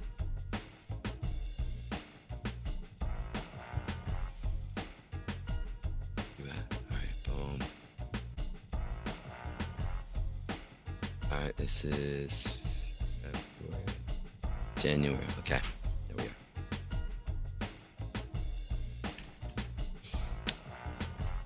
are. All right, y'all ready? 1, 2, 3, 4. Sorry, we run this. 1, 2, 3, 4, 5, 6, 7, 8, 9.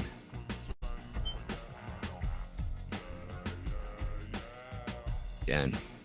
1, 2, 3, 4, 5, 6, 7, 8, 9, 10. A big 11, 12, 13, 14, 15, 16, 17, 18, and 19.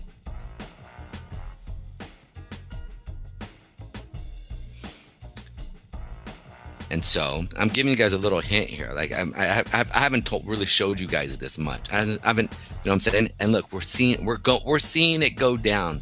We're literally seeing it go down. Our viewership. I'm literally giving them money, and they're just leaving. It's pointless. Well, like it's just, they're gonna come back now, Pedro. You know why? Because I'm gonna read another ad from Caddy Sports. There we go. All righty, let's do it. All right, anglers, if you're ready to fish remote lakes or quiet rivers in total stealth mode, check out the Nevada Fishing Float Tube from Caddy Sports. This U-shaped beast is built for serious fishing missions, ultra stable, super maneuverable, and tough as nails thanks to heavy-duty ripstop material and double-stitched seams. You get a padded backrest, oversized seat, 2 large gear pockets, rod holder, stripping apron, and even a dry fly patch. Everything you need to stay locked in and ready when the bite is on. Fluorescent accents keep you visible out on the water, and carry handles make it easy to haul in and out. Whether you're chasing bass in the shallows or hiking into alpine trout lakes, the Nevada Float Tube is built for the job.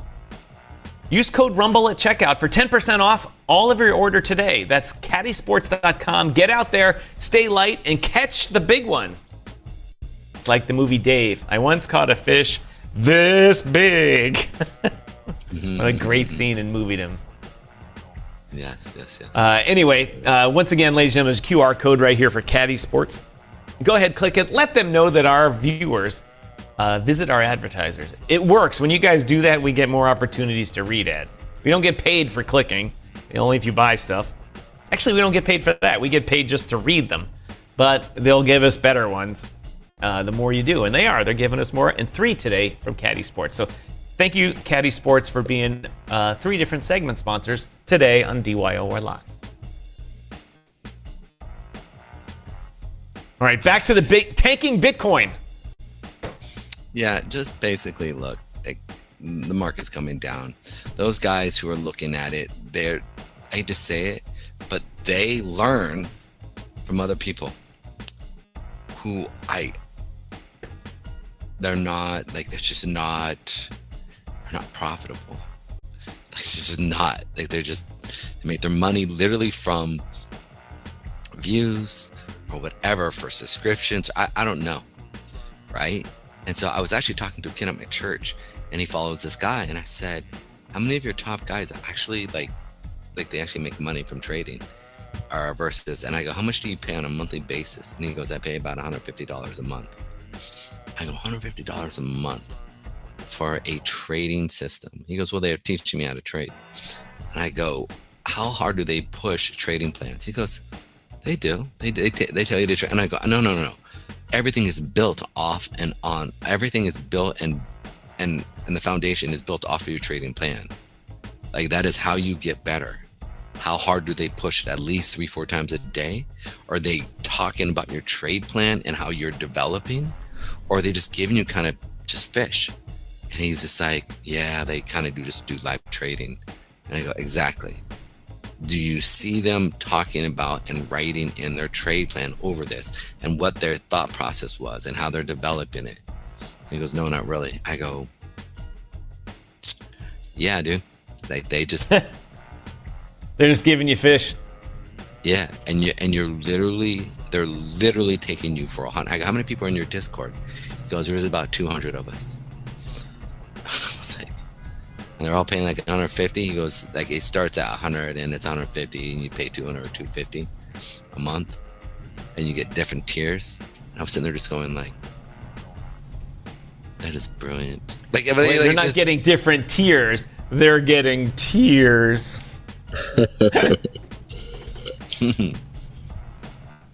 Whatever, maybe they're ahead. But like I said, expect this to come down to this lower level here. Let's go. Oh man. Well, the level where we're at right now is where we were yesterday at 3 o'clock. Nice level that I'm waiting for it to break through to see if it's going to do that or bounce up off it. Nice. For a very short-term trade. Let me point that out. Right. Understand. If it breaks through, I think it'll continue down. If it bounces, it'll regain a little bit. Add another 12, $14 bucks into the striking wallet. Mm-hmm. And over a period of 3-4 months, that $12 turns to 24, to 48, to 100. But I think, you know what I think I'm gonna do though, Pedro? I'm gonna put my money where your mouth is, and I'm going to put a very low risk monthly trade on. Mm-hmm. And put a $25 trade at 2 times leverage, or 1 times leverage, and go short. See if we can get that. Not monthly. Weekly. Right. Sorry. Right. And then when that trade plays out, put the long monthly trade on. Because I currently don't do any of that. And I don't do any of that. And one of the reasons why is I don't know how to do that on an exchange to have multiple trades in the same thing. People told me and I can't work it out. But now I have 2 exchanges, so I can do one on one and one on the other. And these are all things I have to learn. And so I think I'll do. I think I'm going to do that. Nice. I look forward to it. And I'll practice them up in the demo account here first. I'm getting used to make the lower leverage, longer trades with much,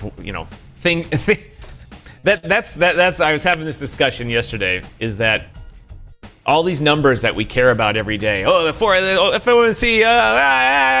It only matters if you're trading the lower time frames. Right, if you're trading the 5-minute or 15-minute chart or something like that, or day trading, trying to scalp the morning session or something like that. If you've got a weekly or a monthly trade on, none of that shit matters. Go have your coffee, check back in a couple days, see how it's going. Put an alert on if some crazy thing happens that goes against you to let you know. The new home sales numbers or old? These are old, but so we're going over core PCE real quick.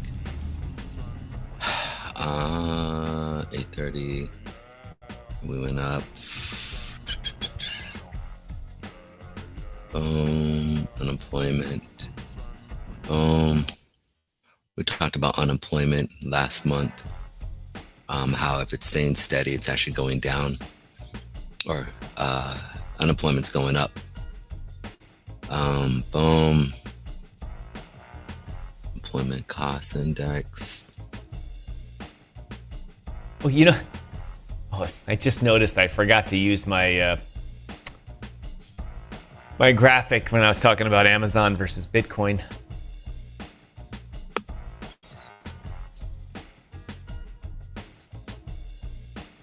Good old Japan. Yeah, guys, we are at our 2-hour mark here. It has been a pleasure. Do you think we can get another one? How did we finish off our numbers yesterday doing the extra couple hours? Let me check. We ended up with 215 views on yesterday's 7-hour marathon stream. Nice. Not as good as other shorter ones, but still a good nonetheless. Pedro, if you had $100 $100, yeah, and invested that in Amazon in 2015, today that $100 would be worth $9,500. That's impressive.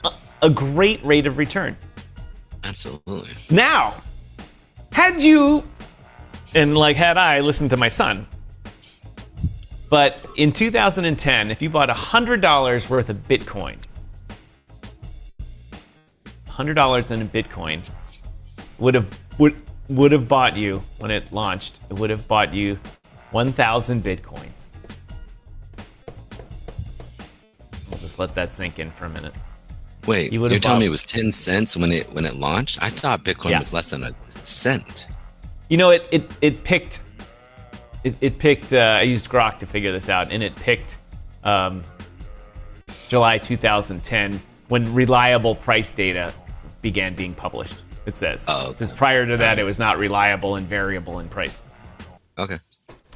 But when the public pricing started, it was at 10 cents. You could buy 1,000 Bitcoins for $100. And today, that's worth $117 million. $117 million. $100 turned into $117 million. I know, guys. So he was not lying. I knew a guy. I'm just gonna be quiet and we'll leave that alone. I don't need to even talk about that. That is so interesting. That is so interesting. Imagine just being stupid, and you're just like, oh, this is dumb, but I'll entertain my friends and I'll buy $50 worth, and you forget about it forever. And you're like, hey, I own some of that Bitcoin stuff. Oh, look, here's a zip file for a Bitcoin. Oh yeah, my old Bitcoin node. Yeah, in those early days, you had to run a Bitcoin node in order to get it. Holy shit! Look at that. I've got $58 million. Well, I just look at it like this. I mean, if you had that amount of money, would you have held it? No. No. I was gonna say, as soon as my financial history, right? $200,000, $1 million. I mean, unless you just forgot about it. That's the thing, is if you just simply forgot about it, that makes sense, right? There are people who literally held it and just forgot about it, and then came to it and was like, wow, right? There's a man right now, literally in the UK, searching through a dump. For looking for $1 billion worth of Bitcoin. Billions, billions and billions.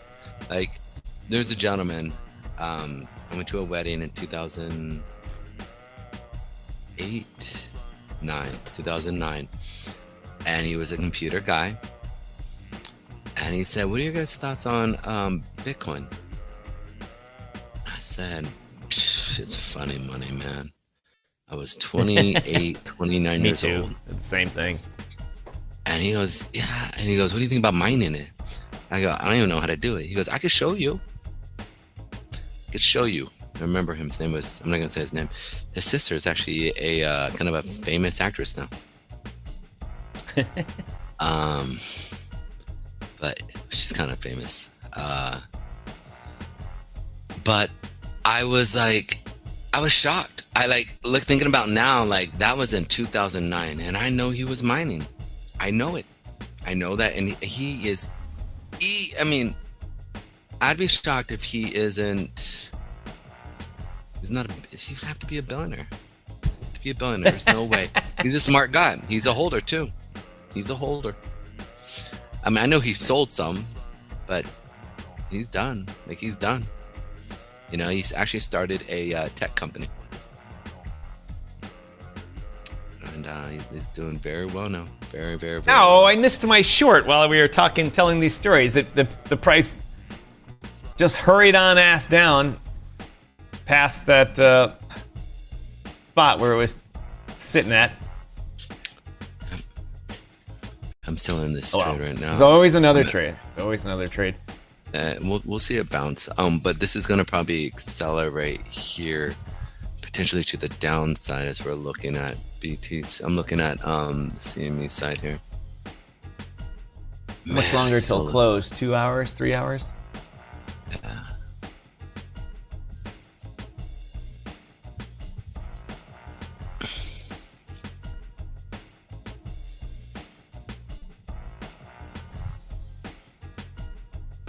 Yeah, I'm gonna.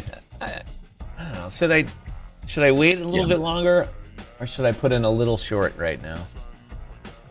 So you know me, I like pullbacks first, right? Like I don't like buying on just the dip at the drop. I like waiting for where I know I have support at an area. So I can't tell you exactly what to do, but what I would say is wait for it to pull back into an area where, like, you know, like I would look for a pullback around that 117,850 area, and or maybe a potentially pull back into this upper level here of that 1800, you know, as you saw the fall through. I just don't like, you know, like I don't. This can easily come. Like what's the primary? Easily go against you, right? Yeah, but I want to bring this up is after today, what is the one thing missing with this candle? The current candle you're looking at right now? Current candle. What is the current? There's no candle? supply wick. Exactly, which means what will it most likely do? Create one. Create one. See, it's happening as we speak.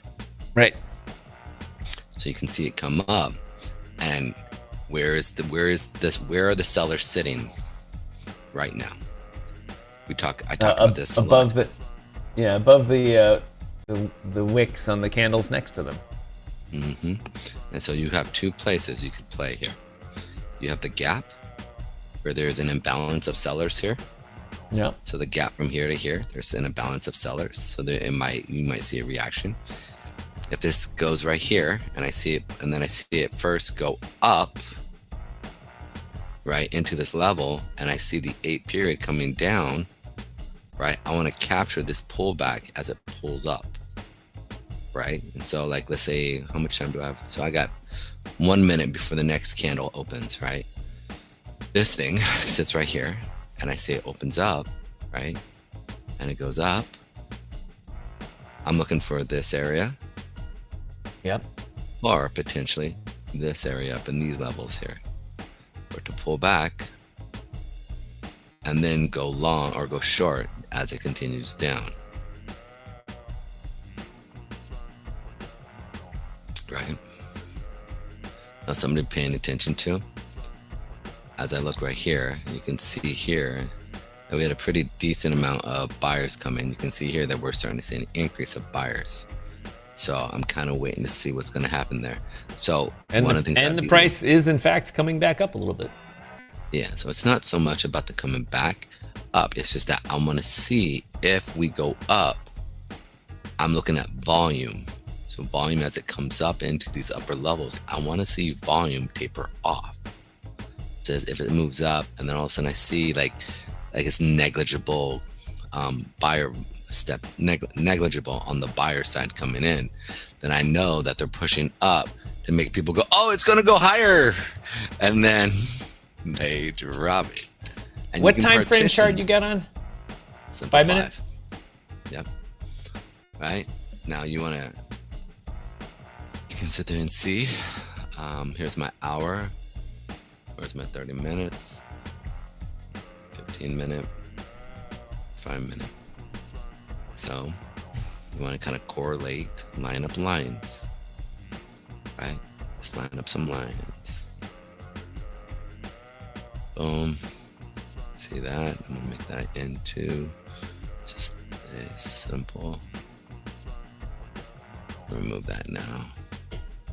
It was a Monday zone. Move this here. We're gonna move that to 1. Boom. Dash. So we got that area. We got supply there. Previous high. Boom. We got supply up here. This level. I think you got supply up at this level here. You know, all this time I've been listening to you, I think the concept of watching the wicks just gelled. It took a while. But obviously I looked at them and saw them and all that, but the concept that things have to happen, like the supply wick has to happen. Yes. I mean, it doesn't have to happen, you know, on low liquidity, it's a different story. Low liquidity is different. This is why I always say, look at the volume. If we have decent volume, decent to high volume, or average volume to above average, it cannot not do it. When it doesn't happen, that's when I pay attention in those circumstances, right? Like, remember we talked about the previous month, right? That previous month in February, that we saw the sell-off, right? Back here, right? Like that right there was one of those moments I'm like, oh, it's dropping. Because I saw the volume come in the beginning of the month, and they really started pushing it down, and they didn't create the buyer or they didn't create the seller wig.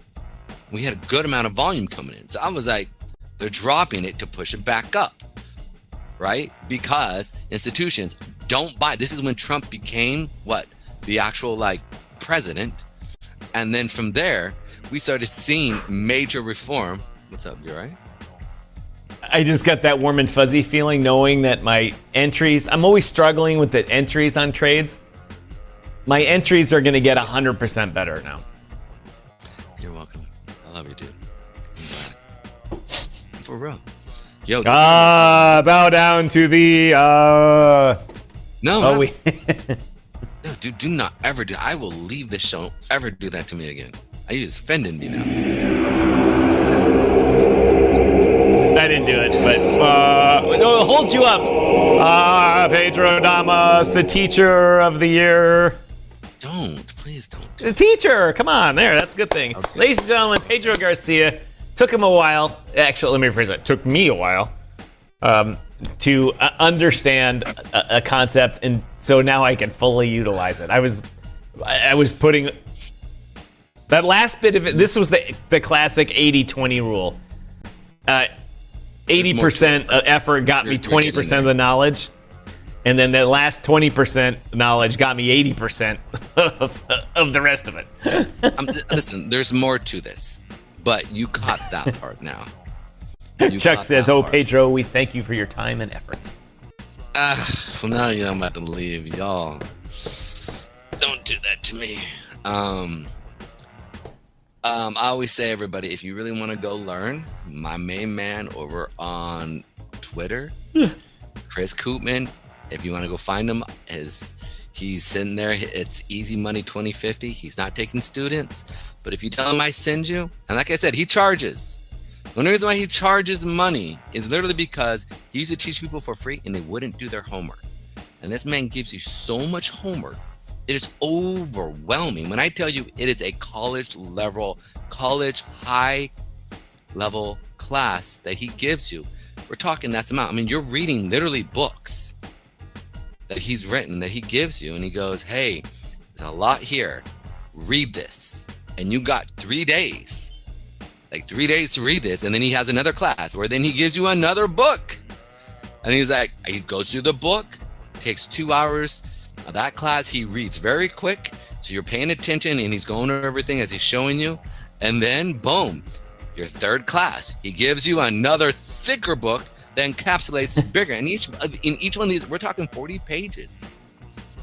30, 40, 50 pages of explanation. And then the big one that he gives you, it's 100, I think it's 216 pages that you've got to read. And you need to memorize copious amount. Like, I maybe give you guys 1/80th of what I know.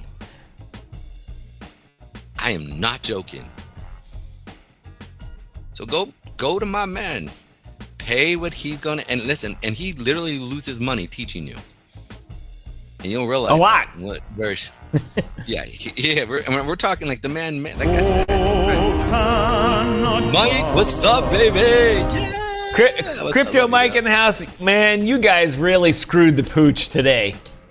You guys really effed it up. You're right on the edge of a trade deal with the U.S. You're right there, right on the edge. Trump was doing his thing. Carney's doing his thing. And Carney couldn't help himself. He couldn't help himself. He had to pander to the voters. That's how he got elected. He just pandered to everybody. He said, yes, you're right. We'll give you money, do whatever you want. And that's how he got voted in.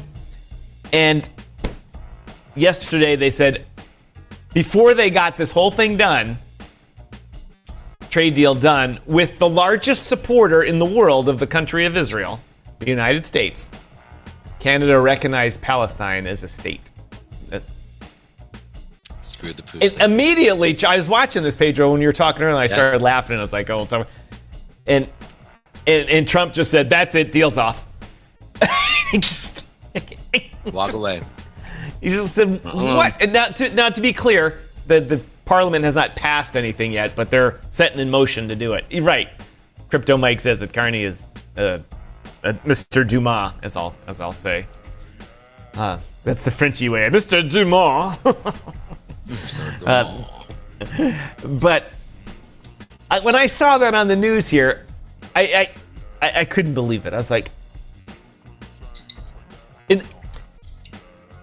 Mike, and that's why Carney is surrounded himself all the time. I should say Prime Minister Carney. He's respectful. There's respect to the job. Prime Minister Carney has always been surrounded by yes men, and you see he's rude to the reporters. He talks down to them. Anyone that disagrees with them is basically he's rude to, and like, shut up, you're wrong. And he's done very well getting to be in leadership positions in everything he's ever done. So it must be one of those narcissists that just give me 1 goes second. out of his way. Just phone up. Sorry about that. Sure, but Mike,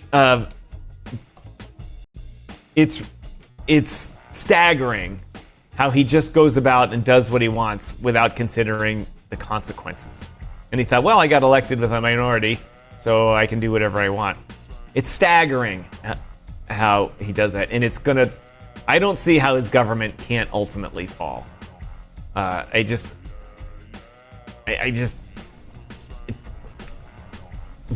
Yes, FML. F my life. Sorry about that, brother. Crypto Mike says, what did we do? He said, basically, Pedro, you know what's been going on in Canada? Remember all the Palestinian crap that's going on in college campuses in the U.S.? Yeah. And Trump came in and just said, all right. Yeah, say everyone get out. You're out. You don't get federal funding, and your international students have to leave. And literally, the campuses have emptied to these people because they didn't renew their student visas. And And in Canada, they pandered to them, and they every time in the news or the government would talk about anti-Semitism, they'd say, well, we have to battle anti-Islamophobia. Meanwhile, the Jews can't march in the street, and the Palestinians are marching every day in Ottawa so often that we can't get in and out of our parking garage in our building, can't drive down our street, can't go to the grocery store. They're standing on top in their infidel outfits saying, bring the war here, with smoke and stuff. They don't get permits. They don't blah, blah, blah. The police force is out of money because they have to protect everybody from them. And the government goes and says, we're siding with you. We're siding with the people marching in the street supporting terrorists. What the F is wrong with you? It drives me crazy. Dude. Don't pander to voters. Give them the right decisions and they will support you. Yep. Yep. Oh. This is the reason why in America we literally have two systems, right? We have the populist vote, and then we have the electoral vote. The electoral vote allows, and it was actually kind of cool. Somehow, I don't know who's the one who decided to establish the electoral vote system. Genius. But it was like, it has literally helped out America,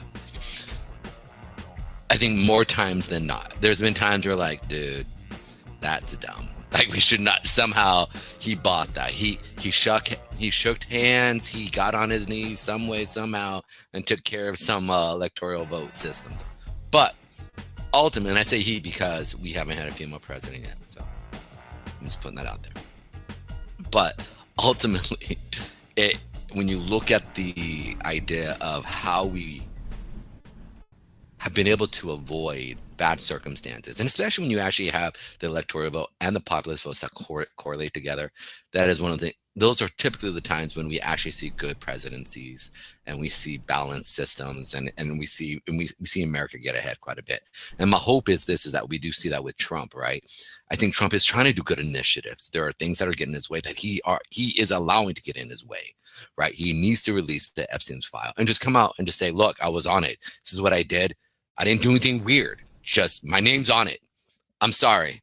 My bad, right? And just be honest. And I think the American people are like, yeah, you're an idiot. Okay, next. Let's move forward. Next. But yeah. Won't even, right. Like, it just will not remember. We will not, well, I will, but most people will not remember what actually happened in 2-3 years. It'll be more of a joke on Saturday Night Live, right? Like, we'll look back and go, remember, like how we look at Chris Rock stuff, right?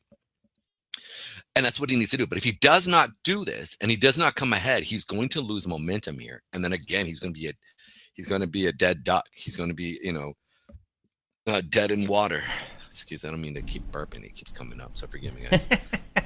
But ultimately, these are some of the things that I'm looking at. Ultimately, the other thing that I've definitely been paying attention to, especially from a geopolitical standpoint, is actually watching what is actually going to happen here with Russia. As I say, Russia and United Arab Emirates. This is a big deal. And people are like, why are you bringing that up? I was just about to ask that question too. If they were to come together, because one is primarily, they're both oil. They both know that they're moving. One has a lot of money. One has a ton of resources, as in like when it comes to land. China, I don't see China and United Arab Emirates really kind of coming together, literally, because it's just I think they're too juxtaposed to each other, right? And I think you can see Russians. Those UAE would never get together with Russia. Just wouldn't happen. You don't think so?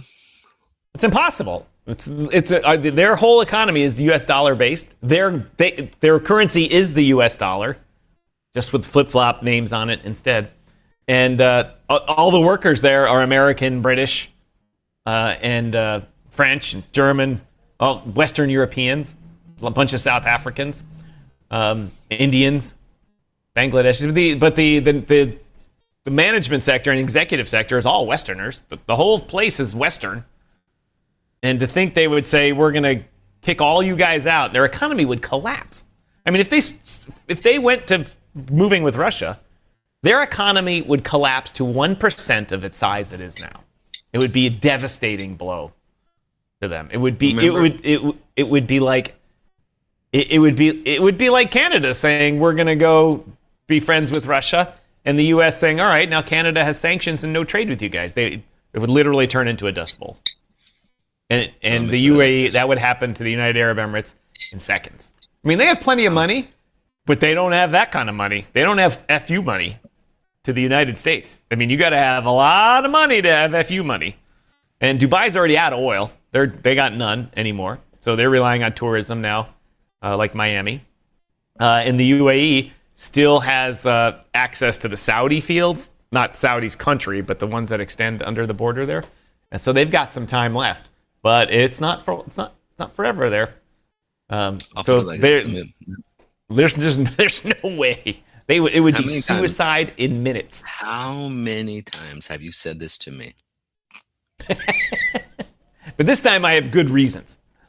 I don't disagree. You had great reasons then. No, they weren't. So. No, I would say this one's a more better reason. Now you know how I run my thought processes, right? Like nope. Pen and paper, pen and paper, and I draw it out. This happened. This happened. This happened. This. And I'll put it like this: just I see it happening. Ultimately, I give it, I would say 5 to 10 years, because here's the thing. What's going to happen in 5 to 10 years if Trump can't do what he needs to do? We get some lame-ass woke Democrat running the country. And then what happens to the debt? The debt explodes. So we have all these more better social programs. Keep running. Keep going.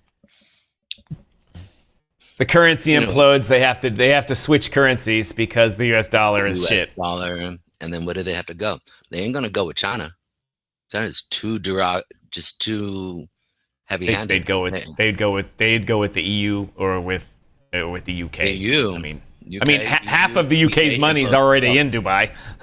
I'm telling you. We're not going to be off of crude oil in 10 years. The only way that could happen, Pedro, is if Putin just suddenly died for some reason. Every corrupt legislator and court official in Russia retired to the grave. And a whole new government came in that actually said, all right, we need to put the past, we need to be Canada. We need to have vast resources and a small population and just get back to the business of business. And sorry, the last 20 years were a disaster. We get it. Our organized crime family is now, the Genovese crime family is now dead in Russia. Because that's what they are. They're just one giant crime family. And that has to go away. There's still no rule of law in Russia. I mean, if you can't have rule of law, you can't have anything. That means if there's no rule of law, there's no credit. If there's no credit, there's no business. And if there's no business, you got nothing but let's start a war and say those people are Nazis. Right. Okay. Well, I guess you gotta get going. Because I was gonna say it's I gotta go because I gotta go on a conference call. Guys, thank you so much for coming in. We actually did not go over any meme coins that I wanted to. We didn't go over any of the blockchain. So tomorrow we're gonna do a quick little technical Tuesday, but technical Friday real quick. And it's not gonna be super long. I just want to point out some things that I'm looking at from a meme coin standpoint, and also some new blockchains. So we'll have some fun. Come check us out. All right, ladies and gentlemen, that's it. You're hearing the outro music of the day. That's all gassed up by Tree City West. Thank you very much for everyone that joined us all week. Thank you. If you joined us on our 7.5-hour monster stream yesterday, thank you very much. If you joined us in any of our premium sessions, thank you very much. And if you just joined us today to learn a little bit, like I did, and got the aha moment, then you have benefited today from the knowledge from the man eating the weird red stuff next to me here. Anyway, ladies and gentlemen, as always, my name is Tom, otherwise known as Striking here in the digital media world. Man next to me, Pedro Garcia, the Cristo It's Crypto oil guy. The crypto chart analyst. Make sure you go about your day doing things good. Don't be like the stupid parliament and prime ministers of Canada in which you vote to legalize some other state that is controversial in the US before you get your trade deal done. Wait till you get the trade deal done, then do dumb stuff. Anyway, ladies and gentlemen, have a great day. It's maddening. What were they thinking, ladies and gentlemen? But we'll learn more about that tomorrow, so be there.